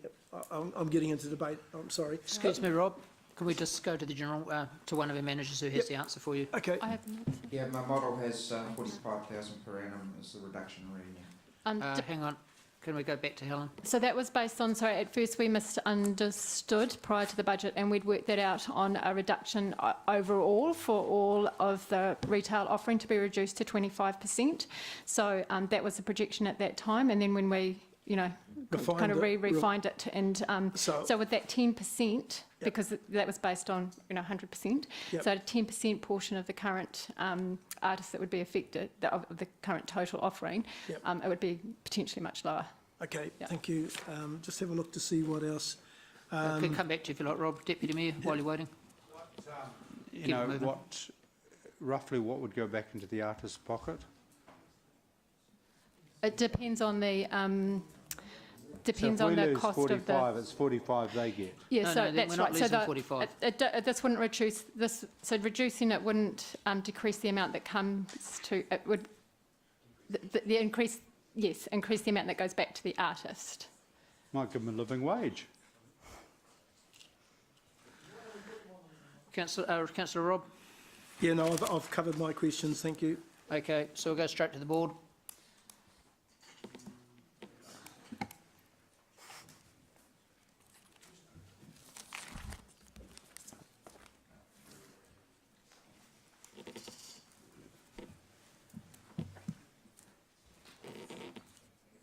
The motion is carried, 7 for, 5 against. Okay, we're now moving to page 94, digitising city news. Thank you, Helen. Welcome back, Sean. That's been you for a few days. Thank you. Okay, we'll take the paper as read. Is there anything you want to add, Sean? No, I'm happy to take questions. Okay. Councillor Robb. Yeah, in paragraph 8, we mention the non-engagement likely to grow. The non-engagement likely to grow. Whose view is this? Is that the view of management or the view of Versus, who did the review back in 2015? That's our view. So basically, Versus did 2 surveys. So they did one in 2012 and one in 2014, and we saw a drop off. 2015, isn't it? Sorry. 2015. Sorry. Yeah. Yep. February 2015. Yeah. Yep. So we saw a drop off in readership of the printed version and an increase in preference for online versions in that time. So we have assumed that that trend would continue with a greater interest in online versus print. Okay, I must have misread that then. I thought it had increased, but obviously I've misread it. In paragraph 8, there's a significant reduction in paragraph 16, significant reduction in production and distribution costs if we go to digitalise it. Is this an opinion or is this fact? So the costs are in the two tables. So in the table at the bottom of that page, that option 1, so that would be the cost to produce essentially a digital version. The cost to produce the current version, so the status quo, the print version, is on the following page, the table at the bottom of the following page, which is $110,000 per year. So the difference is roughly $65,000 a year. So I guess the interpretation of whether that's significant or not is debatable. Do you think it might be wise to get Versus to do another review, given that we are making quite a significant change here, and while we believe that reading online has kind of plateaued a bit, you know, the feedback coming in is that, you know, more people are not accessing online than was in fact the growth path in past years. So I guess in the normal course of business, we would have done that early next year. Okay. Yep. So that's what our plan is to do. If the decision today was to not continue City News, then we wouldn't not continue printing City News. Yeah. Yep. Okay. Thank you. Councillor Deputy Mayor Martin. Yeah, I'm sorry, obviously Jen can't be here tonight. What's her views? What's her professional advice? You've obviously discussed it with her. Yeah, absolutely. So we produced, prior to Jen's time, in fact, we produced a report, presented a report to council, I think in August last year.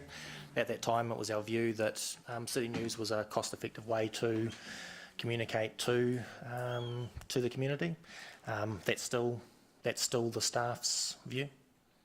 What would Jen say in terms of the transition, and you say in terms of your expertise, about, you know, the move to digital? You know, because obviously I know, for example, with our illustrious afternoon paper, I use this 90% of the time, and I have the paper as a historical record, partly because it's my job.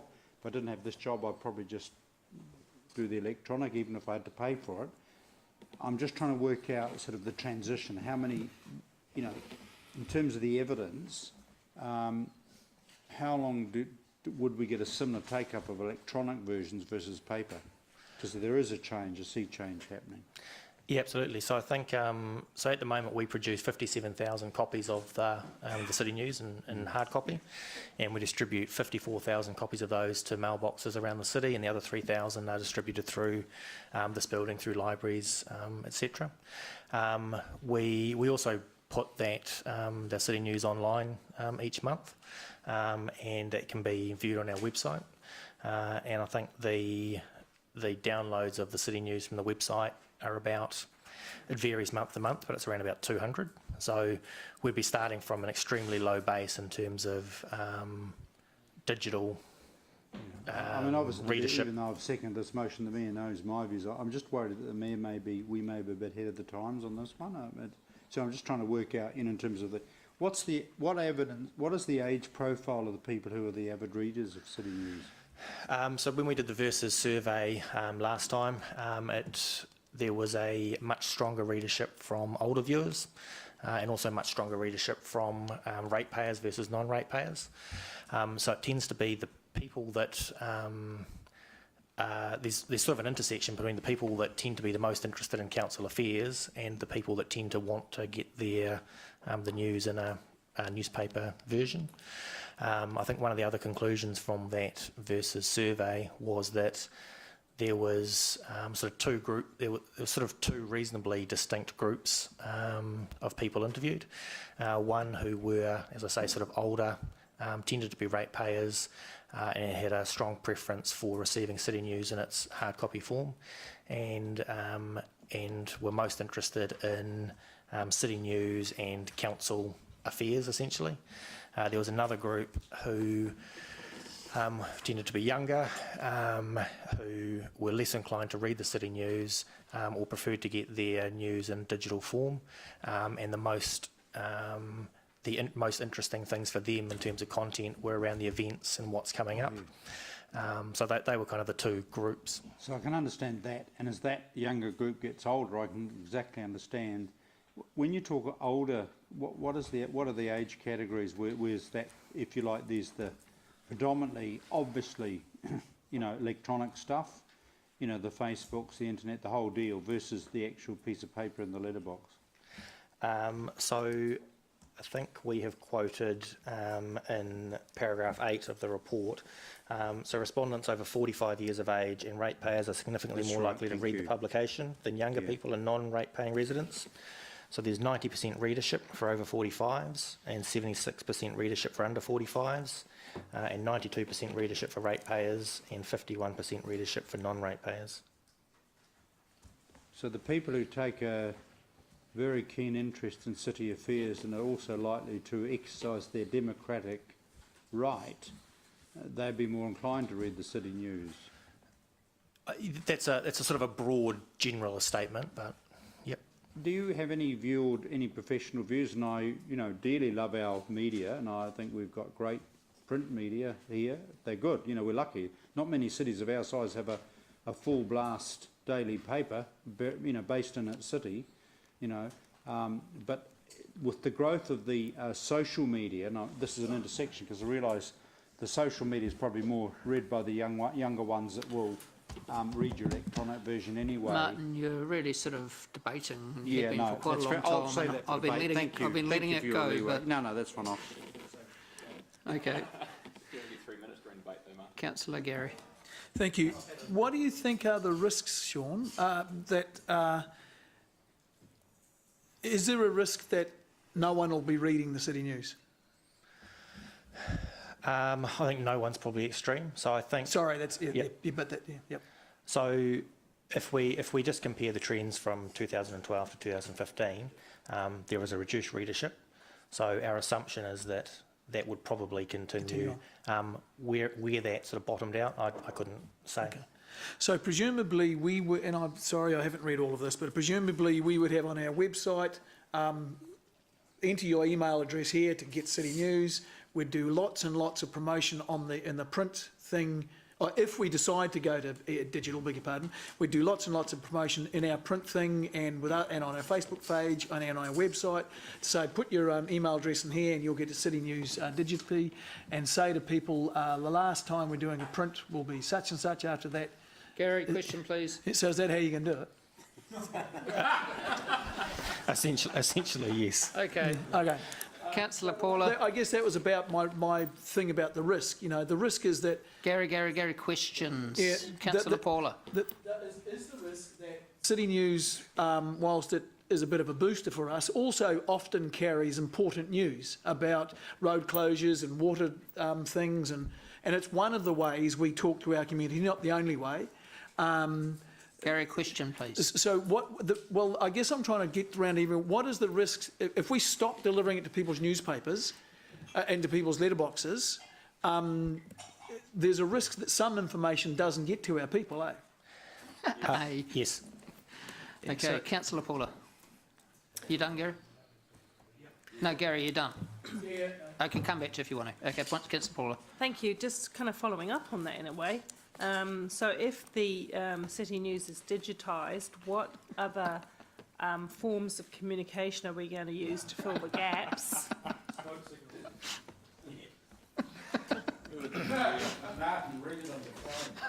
You're exactly the demographic we thought, yeah? You just confirmed. Older white males. Okay. Sorry, Councillor Paula, go ahead. That's okay. We've got to have a sense of humour because, you know, you've got to survive these long hours. But what other forms of communications are being proposed to use at what cost to address the gaps, given that, you know, a number of people have mentioned that the City News does more than, it does a number of functions, more than events in actual fact, much more than events.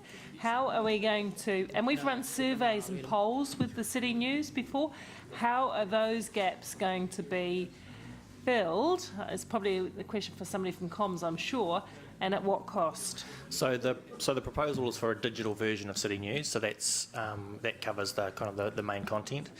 So the other functions that City News fulfills are things like promoting events. So we use social media channels and now.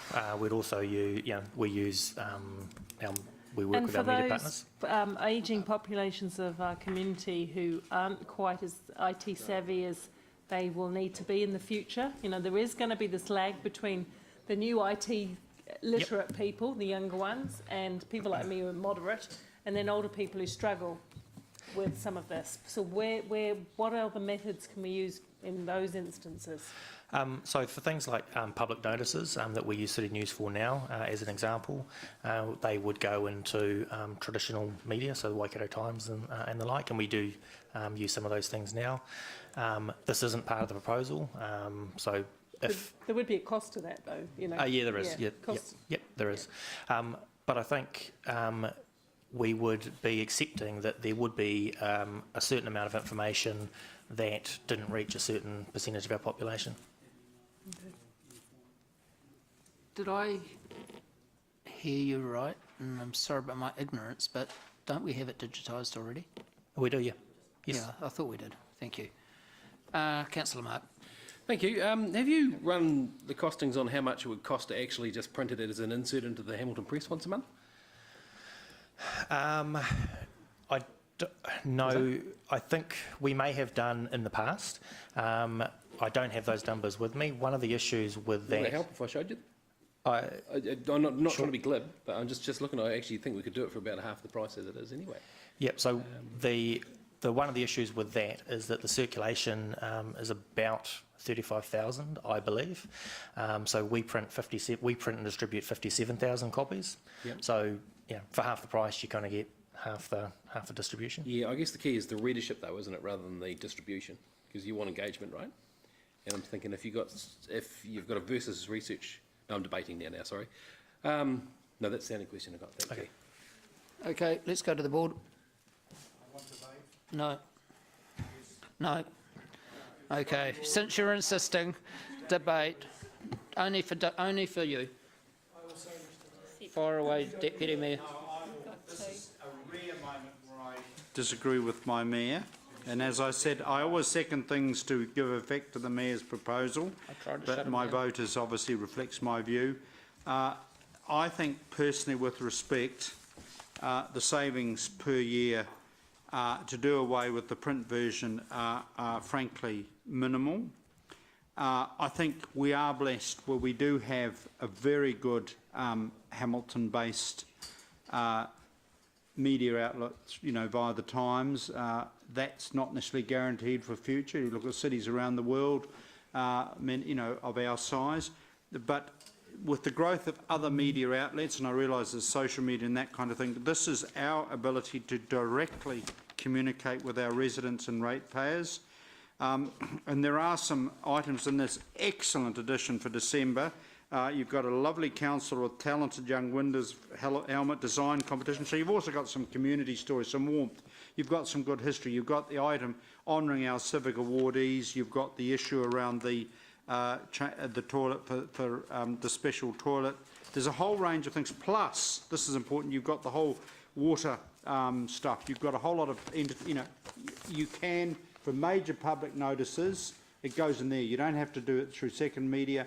You've got your entertainment, you've got the promotion of the city. I think in 3 or 4 years, absolutely you could revisit this, because I think there will be a trend away, from the paper version. But I don't think this is yet. Now, I think our team do a really good job. And I think what I understand is, yes, we must reach younger people through social media, electronic media. We want them to turn out and participate in civic affairs, but we also should not neglect our citizens over 45 for whom the surveys show that this is still a major point of communication and involvement. And I think we should not silence our voice and be reliant on third-party media. We should always retain our own voice at this stage, and I think the paper is still effective communication. Councillor Robb. Look, this saves us $68,500 per year out of an income budget of $328 million. That's 1/5 of 1 cent for every dollar of revenue that we collect. There's been extensive discussion in the community following Councillor Mallett's statement that people are no longer reading books and accepting printed matter. Responses have indicated that research recently undertaken suggests that people are now returning to printed copy. Printed copy is more coffee table-ish, easy to grab and read, and already there is too much online material, and those who do read from such sources are overloaded. The last Versus research indicated 75% level of engagement of regular and occasional readers. This level of engagement is high. I accept that might change, but my suggestion is that we continue to provide a printed copy, and we look at a versus study at the end of this. Is it this year? No, next year. End of next year. To just see whether the trends have changed. I think with 75% regular and occasional readers, it's a winner. So why would we want to change a winner to save 1/5 of 1 cent of every dollar of revenue we collect? Thank you. Councillor Mark. Look, I support the motion. I agree with Rob that the research is suggesting that people are going back to books, but there's a lot more research that suggests that, and please don't take this the wrong way, but broadsheet newspaper is going down the tubes. What I would suggest is that we digitise it, we print enough to make it available to people, put it on mailing lists, etc. If there is an uproar, we do have the option of doing the far cheaper option of putting an insert into one of the existing publications, getting them to print it for us as well. And getting some really good economies in there and maybe modernising the whole thing. So, look, it's a great little saving. I think we do have to move with the times. Let's not confuse distribution with readership of the thing. Just as an aside, I can't see why we're not actually selling ads in the thing actually and paying for it itself. Yeah, but you know, there's a lot we can do with it. I think this is the first really good step. You know, it's a really good step. Let's digitise the thing, and if there is an uproar, which I sincerely doubt there would be, we start running it in one of the local publications. Councillor Gary. Thank you. I agree with what Mark was saying. And Rob, I can understand where you're coming from there about the 1% or something. That's kind of like the cup of coffee analogy. It is $52,000, $47,000. You know, it's tens of thousands of dollars. It's small amounts, but it's going in the right direction. So I don't know why you sniff your nose at it. It's not something I would turn down. It's not, so long as it's going in the right direction, and so long as there is a satisfactory level of service being delivered, I don't see why you'd turn your nose up. But it's your nose, not mine.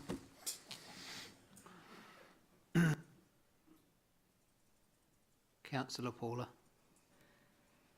Thank you. I think this debate is not so much about readership per se, but about engagement with the public. And we had an interesting conversation about that in an earlier item when I asked where the money for improving our engagement with the general public had gone.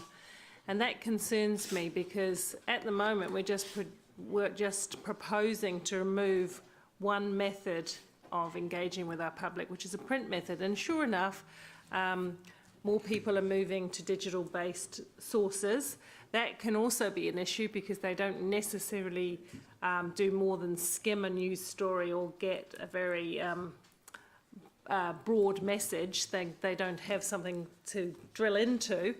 I think at this moment we need to retain as many methods of engaging with our public, and notwithstanding I said before that a lot of our population are in that sort of ageing bracket, and they're still adapting to technological changes. What might be the case in 10 years as to what the case is now. I don't think we have anywhere near the engagement of some other councils, which shows up in the number of submissions that we get to things. And I think the councils where they do get a lot of feedback, they use a whole range of methods of communication. Horses for courses. Who are you aiming at? What is your purpose of that communication? So I'm not supporting that it gets removed at this moment. I'd like to see us talk seriously about the best methods of engagement. And that's no disrespect to the communication staff whatsoever. It's to do with resourcing that conversation and taking the lead from the experts that we have within this organisation as to the best way to reach all of our people. All of our people. Councillor Dove. Yeah, look, I think it's complete rubbish to say that people aren't responding to our issues by submitting to us. It depends on the issue. And they were extremely interested 2 years ago when we had our waste minimisation contract change plan, the most submissions we'd ever had on anything, 3,000, and a large proportion of them were online. And I think that to do that, to have this particular publication online with the option of arranging for printed copies is by far the most sensible thing to do, not just financially, but also it's the way things are going. That doesn't mean to say that people are never going to want to read hard copies of it, but they're going to be able to get that. But to hook your whole arrangement around that is definitely not where things are going. And I think the people of Hamilton are more than keen to engage on some things. It depends on the issue. And to say they're not is just ignoring the facts. Okay, we'll go to voting.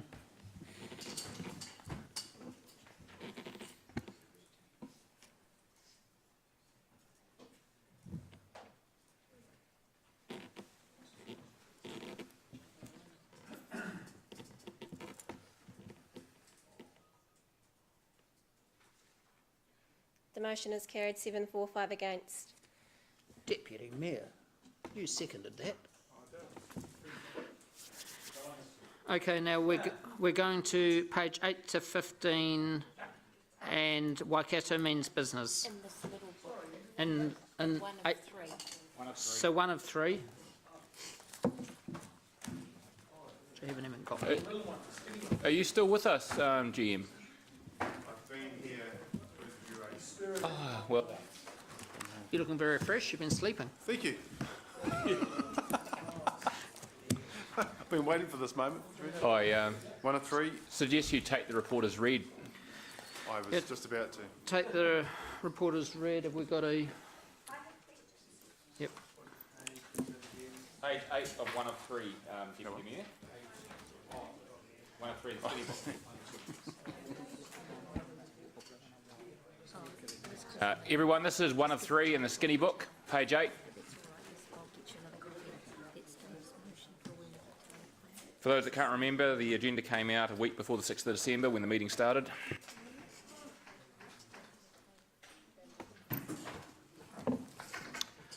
Okay, Councillor Ange. Thank you. Hold please, caller. Wait. Somewhere in here is my questions. Right. Questions? Yes. The motion that I put forward hasn't been addressed fully, that I put forward in September. There's no feedback from the mayoral forum. Can you give a verbal update on the... I can direct that to my colleague. Feedback from the mayoral forum on the Waikato Men's Business. Has there been any as yet?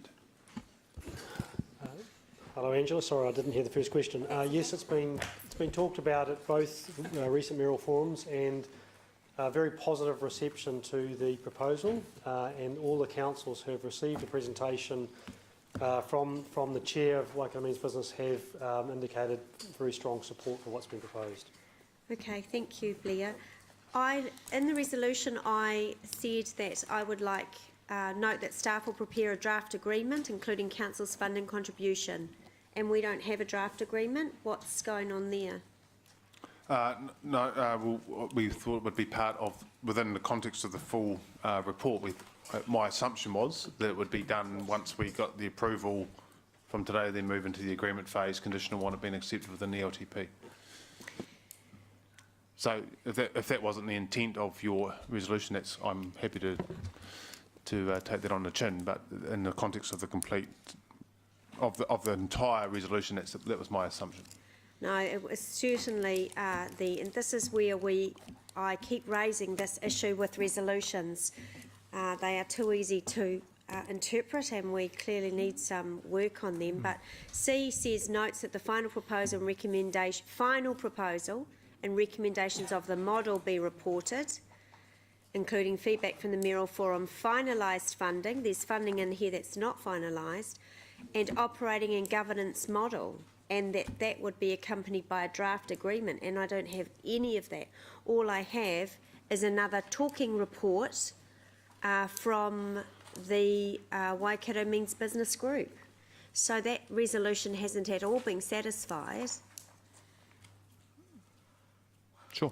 I think largely it's been from the time that we had this in September to the time that the Waikato Men's Business had a chance to confirm funding. As Blair's pointed out, all of the LTP processes are in council.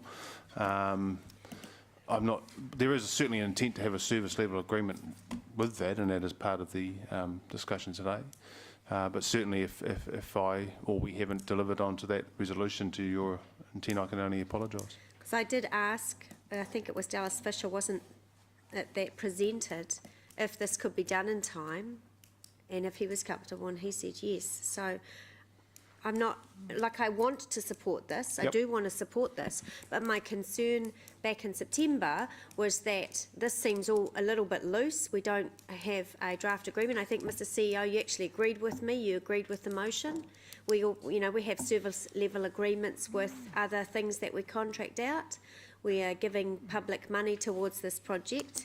So I thought actually at the time the staff recommendation was very loose in terms of business as usual for things like this.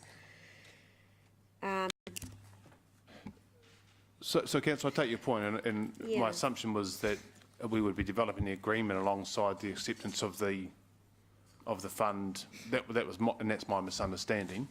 And clearly, Waikato Men's Business have been working on the same premise in terms of LTPs for the funding commitments from other councils.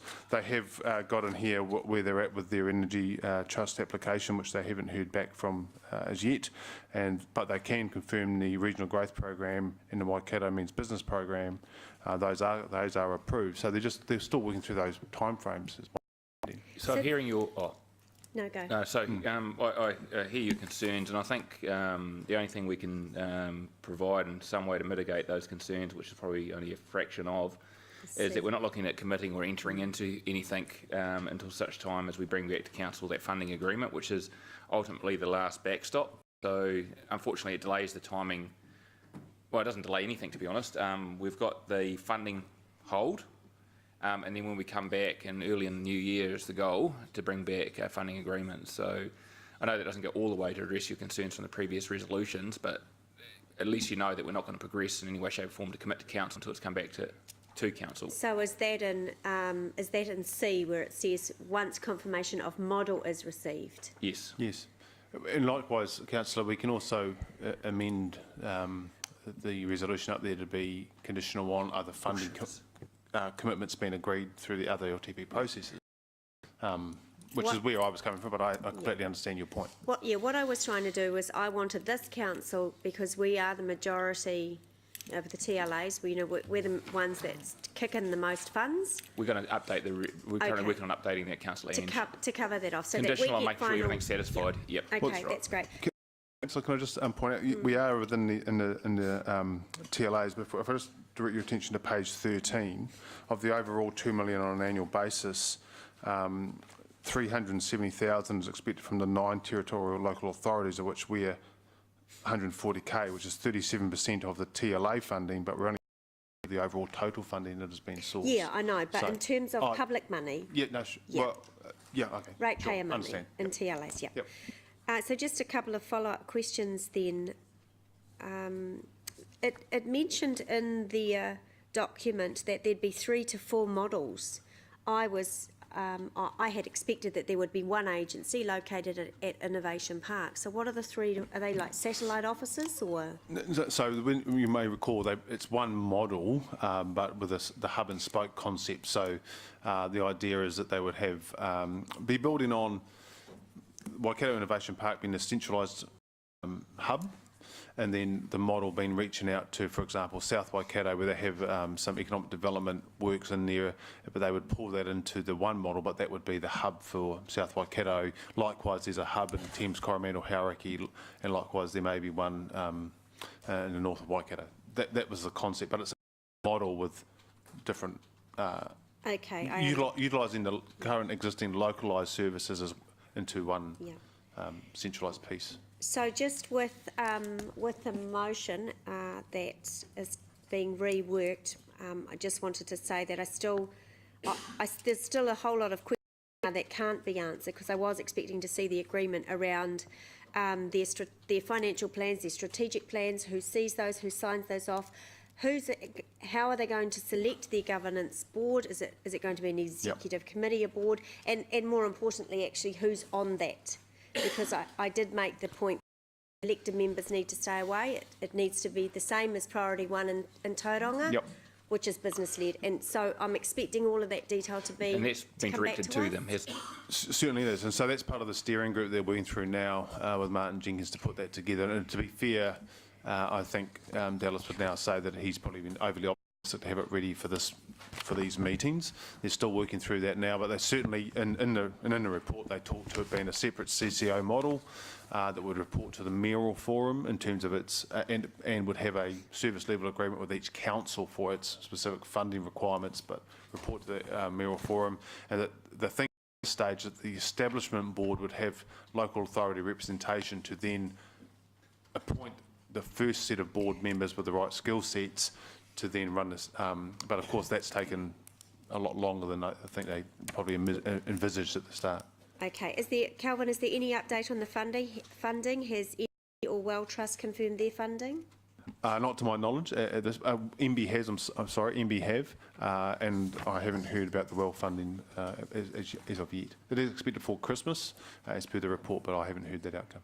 And final question, MB has appointed or are recruiting for 2 new positions within their department for regional economic development.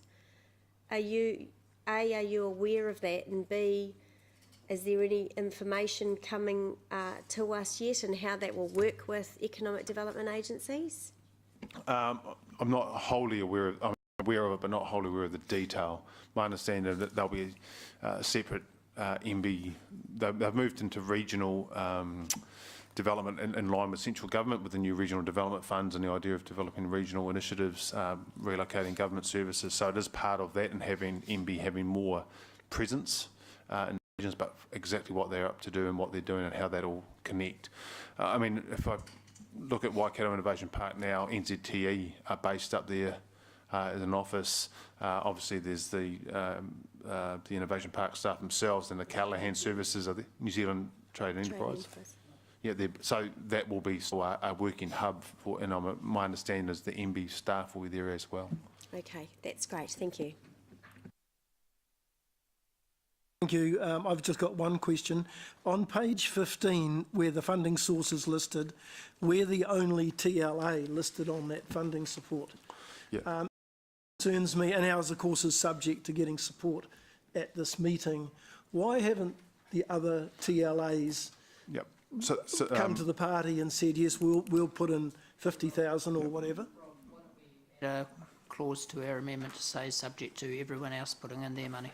Yeah, okay, because I just... If you're comfortable with that, I mean, this... Just for clarity, Your Worship, and Councillor Rob, that's purely for the 17-18 year to see us through to the start. So that's the 240,000 for the remainder, which is the 90,000 prorated for this year. So they came to us in terms of being on the board, would we be able to put out that 90k prorated outside of the LTP process of the 140. So that was the resolution. So that's the only reason they've asked separately from the other TLAs. But then going forward, as of year 1 of the LTP, in line with every other council, all other councils would be on a So pro we're rata the basis. only TLA who is going to put in to cover the period up to 30 June. Correct. Is that fair? Well, it's just simply what they've asked. It's whether it's fair or not. We seem to be we are the sacrificial lamb who fronts up and pays the money over. It's a request they've made. I guess I'd like to see on page 13, the report says 370,000 is from 9 territorial local authorities. I presume that's for a full year, and that would presumably start on the 1st of July. That is correct. I'd like to get some undertaking, if we're going to put 90 in now, that we've got, that Waikato Means Business have got that signed and sealed. Correct. Yep. So I agree, Mayor Andrew, I'm happy that we just change C, subject 90,000, subject to proportionate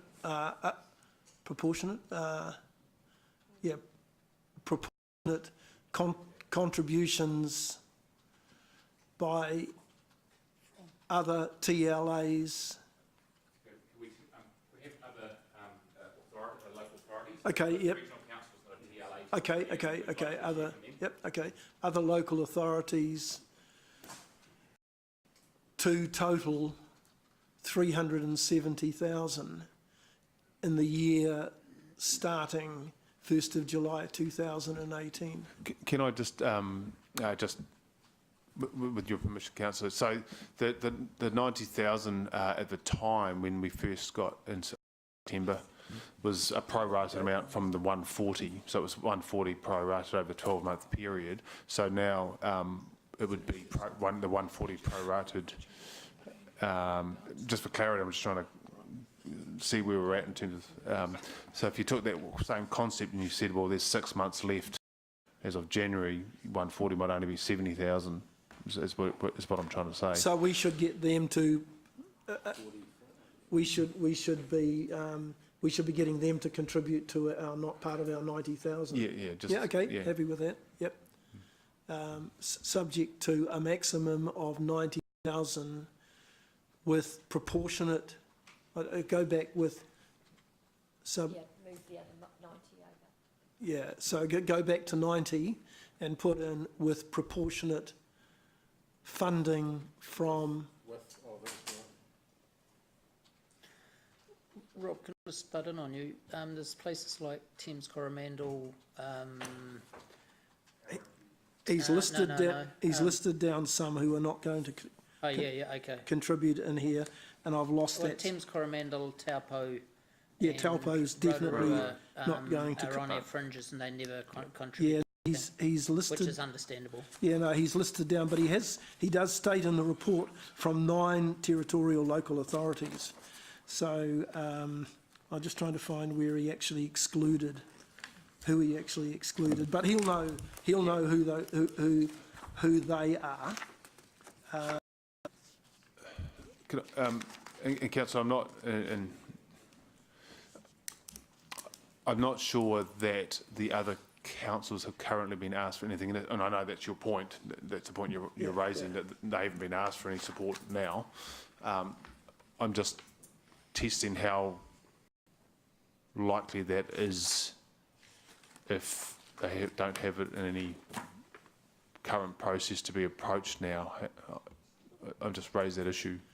Okay. With proportionate funding from other local authorities. That should take the 370 out, because Becca, the total. So you go to local authorities with proportionate funding from other local authorities. So take that out, covering the period to 30th of June 2018. I wonder also, are we? I'm just trying to find a way through this with you. That maybe it's just funding from local authorities and other funding sources, because it may well be like the Well Networks or others may be able to fund that on behalf of. I'm just surprised that Dallas hasn't gone though to try and get some equity. I mean, he doesn't even live in the city, so he's not contributing anything towards it. He's one of. Doesn't it surprise you then? It doesn't surprise me that he hasn't gone to Waikato and asked. I think he's doing this for no return. Oh, yeah, no, I understand that, yeah.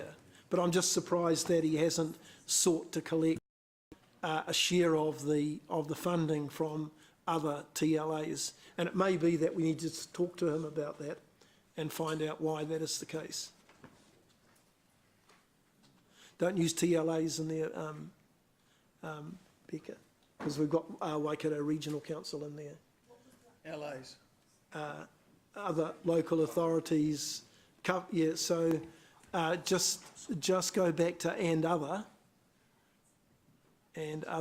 covering the period to 30th of June, because that 90,000 we are being asked to contribute, I think is the funding up to the 30th of June.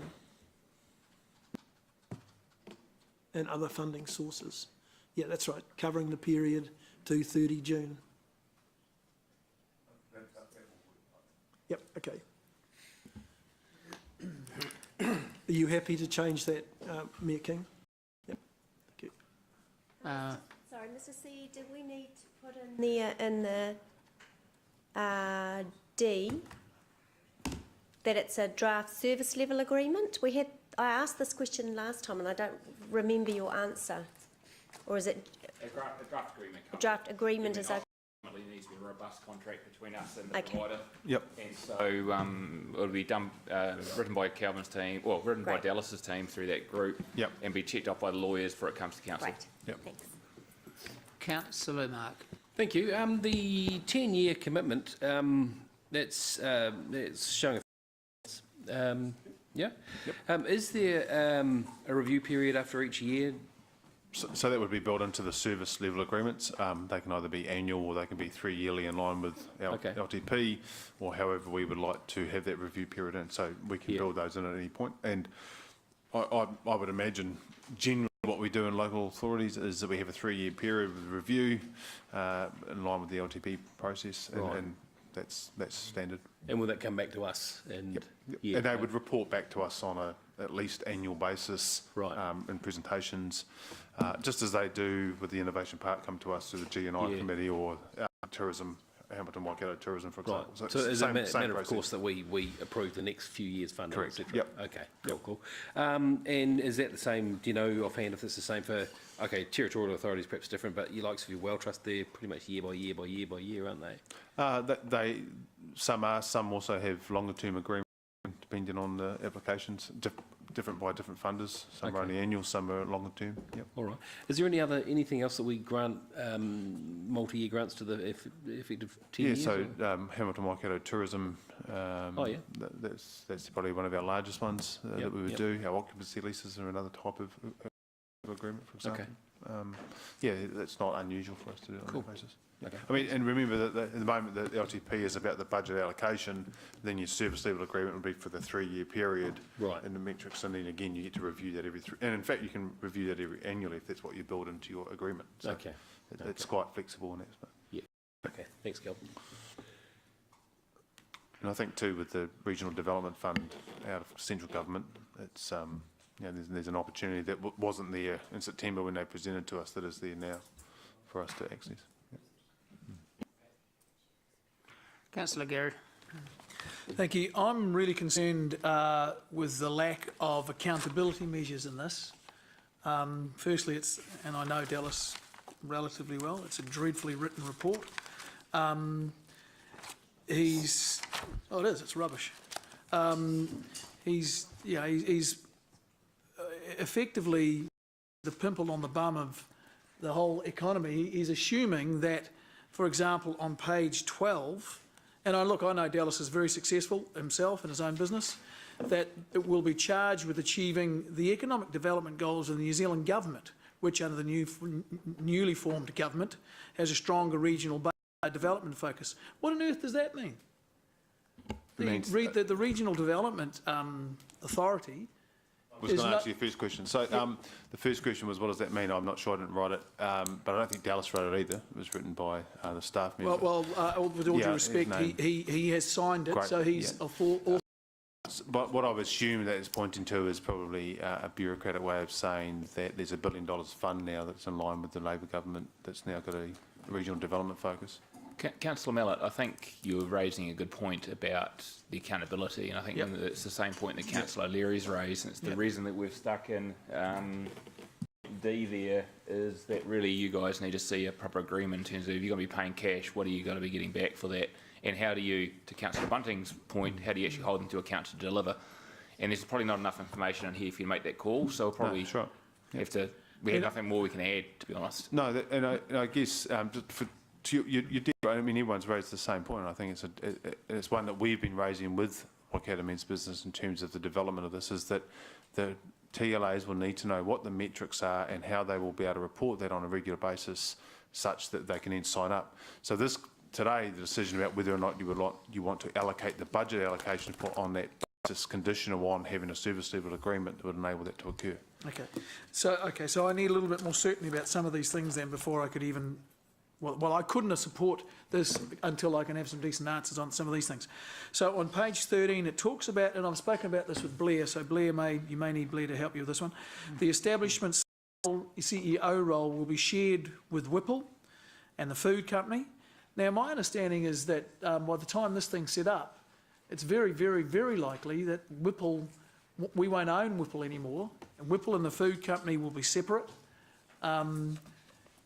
So I assume the CEO they're talking about is Stuart Gordon. Stu Gordon. Has that been confirmed? Is it how's that going to work? And Blair might help. So, councillors, that certainly is the conversation at the present time. Stuart, as we know, is extensively involved with the Callaghan MB Grants program, which is the current economic development activity at the park. And it is those 5 staff who are proposed to form the nucleus of this new entity. And so the current thinking is that Stuart, as part of the transition of Whipple being sold to the new owners and New Zealand Food breaking away, that he'll also hold a transition role to assist this company establish, but then this company entity will then recruit for a permanent CEO in due course. So it's really about a smooth transition process to help it establish. Stuart's been integrally involved in the early thinking, so that's the proposition. But he's not necessarily seen as the long-term CEO. And certainly that also adds into the transition with the Callaghan work and the investment that's made by government currently in there as well. So it makes sense to continue that on for that period to establish the body and then carry on. So to what extent will this thing simply be reallocating the money that Callaghan goes, that the Callaghan group gives through, the business development little part of Whipple? To what extent will this group just be doing that, trying to do that job again? Well, it's not doing that job again, it's just continuation of that job, but the point is that around that model you then add the economic development staff, so they're actually working on one within one hub, so we don't have Callaghan on one part over here, NTT working over here, and then you've got an economic development agency working in isolation over here. The whole concept was they're all in one place at one time, so they actually are seen to be working as a complete group. So it's not a reallocation, it's a continuation of what they're doing, but it's working on also having them work on regional development projects across the Waikato. And so what's an example of a regional development project? Yep, that's a really good question. So at the moment, if you look at the ones that are the focus for Labor government under the $1 billion fund, so they've talked about rail, and they've certainly talked about commuter rail between Hamilton and Auckland, and talking to Minister Twyford, they're keen on seeing that run in the next 2 years. But Kelvin, sorry, and I'm just trying to tease this out. What's that got to do with this thing? And I'll work that through you. So you got the rail, you got the forestry, and you got the port study. Part of that would be that the regional economic development would then be saying, well, okay, what do we need to be doing to lobby government, but what do we need to be doing to increase the logistics capability of the area in terms of either supporting Tainui or the ports of Auckland, and it could be a study. So I'll give you a good example around what's happening in Wanganui. The Wanganui port has been upgraded. I'll give you an example of what they're doing in, for example, there's now 100 million... who's the they you're talking about here? So the government? regional development activities that are happening around the region from that $1 billion fund. So they're upgrading the Wanganui port, the rail into Eastland, the Northland, the reallocation of government services. A lot of that's happening because those are projects that have been regional through regional development agencies, and then the $1 billion fund has now enabled that. Another one, a good one, is the low carbon industries. There's $1 billion to be allocated to low carbon industries in New Zealand, of which there's a $100 million fund sitting there now. Currently, there is an agency within the Waikato that can access that fund to develop anything. And one of our big constraints for the agri-tech sector in Waikato is water and water treatment in that capacity. That could be a regional economic development project which they could pick up to unlock the dairy goats, the sheep milk, the dryers and all those things. So just correct me if I'm wrong. So are you saying that a lot of what this outfit will do is simply lobbying for public money? No. So, for example, if I use that, so we know one of the biggest constraints. The examples you gave me just before, where there's a $1 billion fund here and a $50 million fund here and such, all public money. But they've developed those projects because they can see the best benefit cost analysis on. So, for example, the Wangata report is one of those, or the in Dunedin, for example, they've just established through government a centre of excellence for technology and digital transformation. So, because they've got a comparative strength down there, they've done the number. Cost benefit, that's what the regional body has done, and then the fund has enabled that to occur to unlock more potential in that area. So, for example, and this is completely off the top of my head, we know that Dairy Goat here in Hamilton wants to expand. We've got a dryer business that wants to have a second dryer that is fully allocated by sheep milk. We know that the port in Ruakura has opportunities for dairy and wet industries which are constrained by the lack of a treatment plant of a capacity that across the sub-region. A regional economic unit could take that away. But with all due respect, that's happening. That's happening before this is. Those are existing conditions. Yep. And those people are talking to each other, and it doesn't need a third party leaping in there. But I would suggest they're not. So there is opportunity to bring in investment on a commercial basis, something I thought you'd like, Gary, to enable and unlock the potential to enable that dairy goat to then pick expansion projects, or for the dryer to then enable the sheep goat industry as it's done here now. I mean, Waikato is pretty much the home of goat milk, which wasn't here 5 years ago. So it's doing that work that currently we don't have a resource to do. That would only, any work that we're doing on a shared service, as you've seen today, a shared service model, it doesn't unlock that constraint that whereas a regional body might. That's a good example. Could be where we've lost opportunity, where we've lost our agri-tech sector down to Massey University, for example, because there was no one here coordinating that services across the universities and across the research centres to keep them here and keep that economic development here. And yet we've got a comparative advantage, you would normally think. So those are the sort of things you would hope they would do. Yeah. Okay, thank you.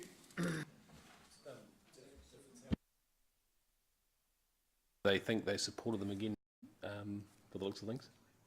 Right. So, yeah, just if it helps.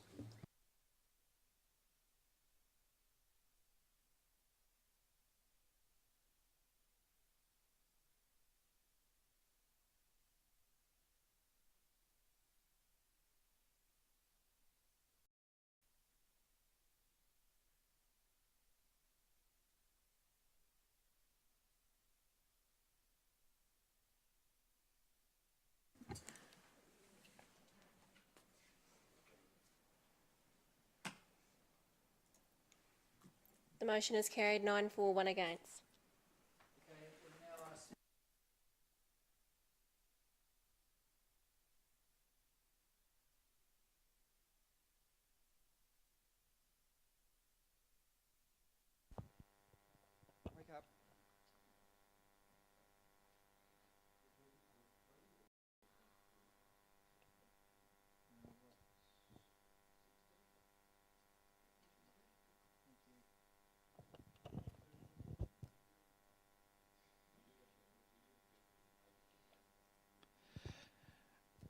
Right, where we're at the moment, largely with the decision around the eyesight, that's created a 0.5 uplift. There's been a few other smaller things that affected it, but the bulk of it's that eyesight decision that His Worship had in the 15.5%, so that had to come out. So that's why we're at a 16% rate increase in order to balance the books. Just on the left-hand side on the debt column, in every single year we've increased the debt. I'm just scrolling down here to highlight this line here. So debt increases by $7 million, $7.5 million in the first year, and 7.6 in the second year, and 9.9 in the third year, and then it drops off as time goes by, and you see that on the. So these little increases are reasonably substantial numbers, as Gary pointed out earlier. Again, on our debt to revenue, because of reduction in revenue and some increase in expenses in every year, the debt to revenue position is worse. And on our balancing the books, we agreed to, this is built on the assumption that we balance the books in the first year, which is what this achieves, and our balancing the books position, while improving considerably from where we are today, doesn't improve as well as was originally forecast, and that contributes to the debt not coming down quite as quickly as originally forecast. I'll finish there. Last time you weren't sure about the CBD remissions creeping up or going. I fixed that. Sweet. Yes. Cool. Yes, as we've proven a couple of times during the course of this 3 days, I've misread a recommendation, and we will check all our recommendations tomorrow morning when things are a bit fresher. But. So doesn't the decision not to pay the living wage largely compensate the eyesight? Because both were revenue items. In the first year, well, yes. We passed the living wage thing, didn't No. There was a 1.4 million savings with the amendment, reduction to the proposal.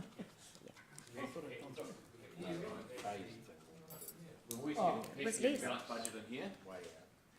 And The government recommended one. Year one, the rates cover it. Which we have to pay Rates anyway. increase cover it. The rates increase in future years for 3.8% holds. But we're going to check all the numbers in the morning against the resolution, which is also is a comment that Stephen made. The decision on eyesight backed out 650,000 of savings every year for 10 years. Yeah, I was going to say that's an every year one. Correct. Yeah. So that had a $6.5 million impact overall. And the last decision added 140,000 to it. So at the end of it, we're going to be able to look at the whole thing and then go back and look at individual items that we may move to take out or add. So where we're at currently, just to answer that, is we have been through everything that's in the Mayor's proposed budget now. So we've considered all the items that are in the Mayor's proposed budget. So based on all the decisions that have been made so far, this is where the budget's at. So what we have now to consider is a number of options which we've captured on the whiteboard, which are essentially unfunded items, most of which are for to spend money on things, not all of them, and so some are for other things, but so they're the items that we've got left to consider. So the operating budget was subject to any further decisions that we made. We've made a number of decisions since then, and they have affected the operating budget. We've got a number of items left to address, which are those on the whiteboard. At least one more that's come in since you put them up. Okay. To save. Yep. Just one? Oh, sorry. So, but just to be clear, so the operating budget decision was subject to, all the other decisions have been actual decisions. And so if you wanted to go back and undo those, that would actually need to be revoked now. Well, hang on that process. That was not my understanding of the process. My process was that we were doing an indicative vote of everything. We were going to look at the final report like we just had from Stephen, and then we were going to, not every single item, but we were going to have the ability to call items to read. Yep.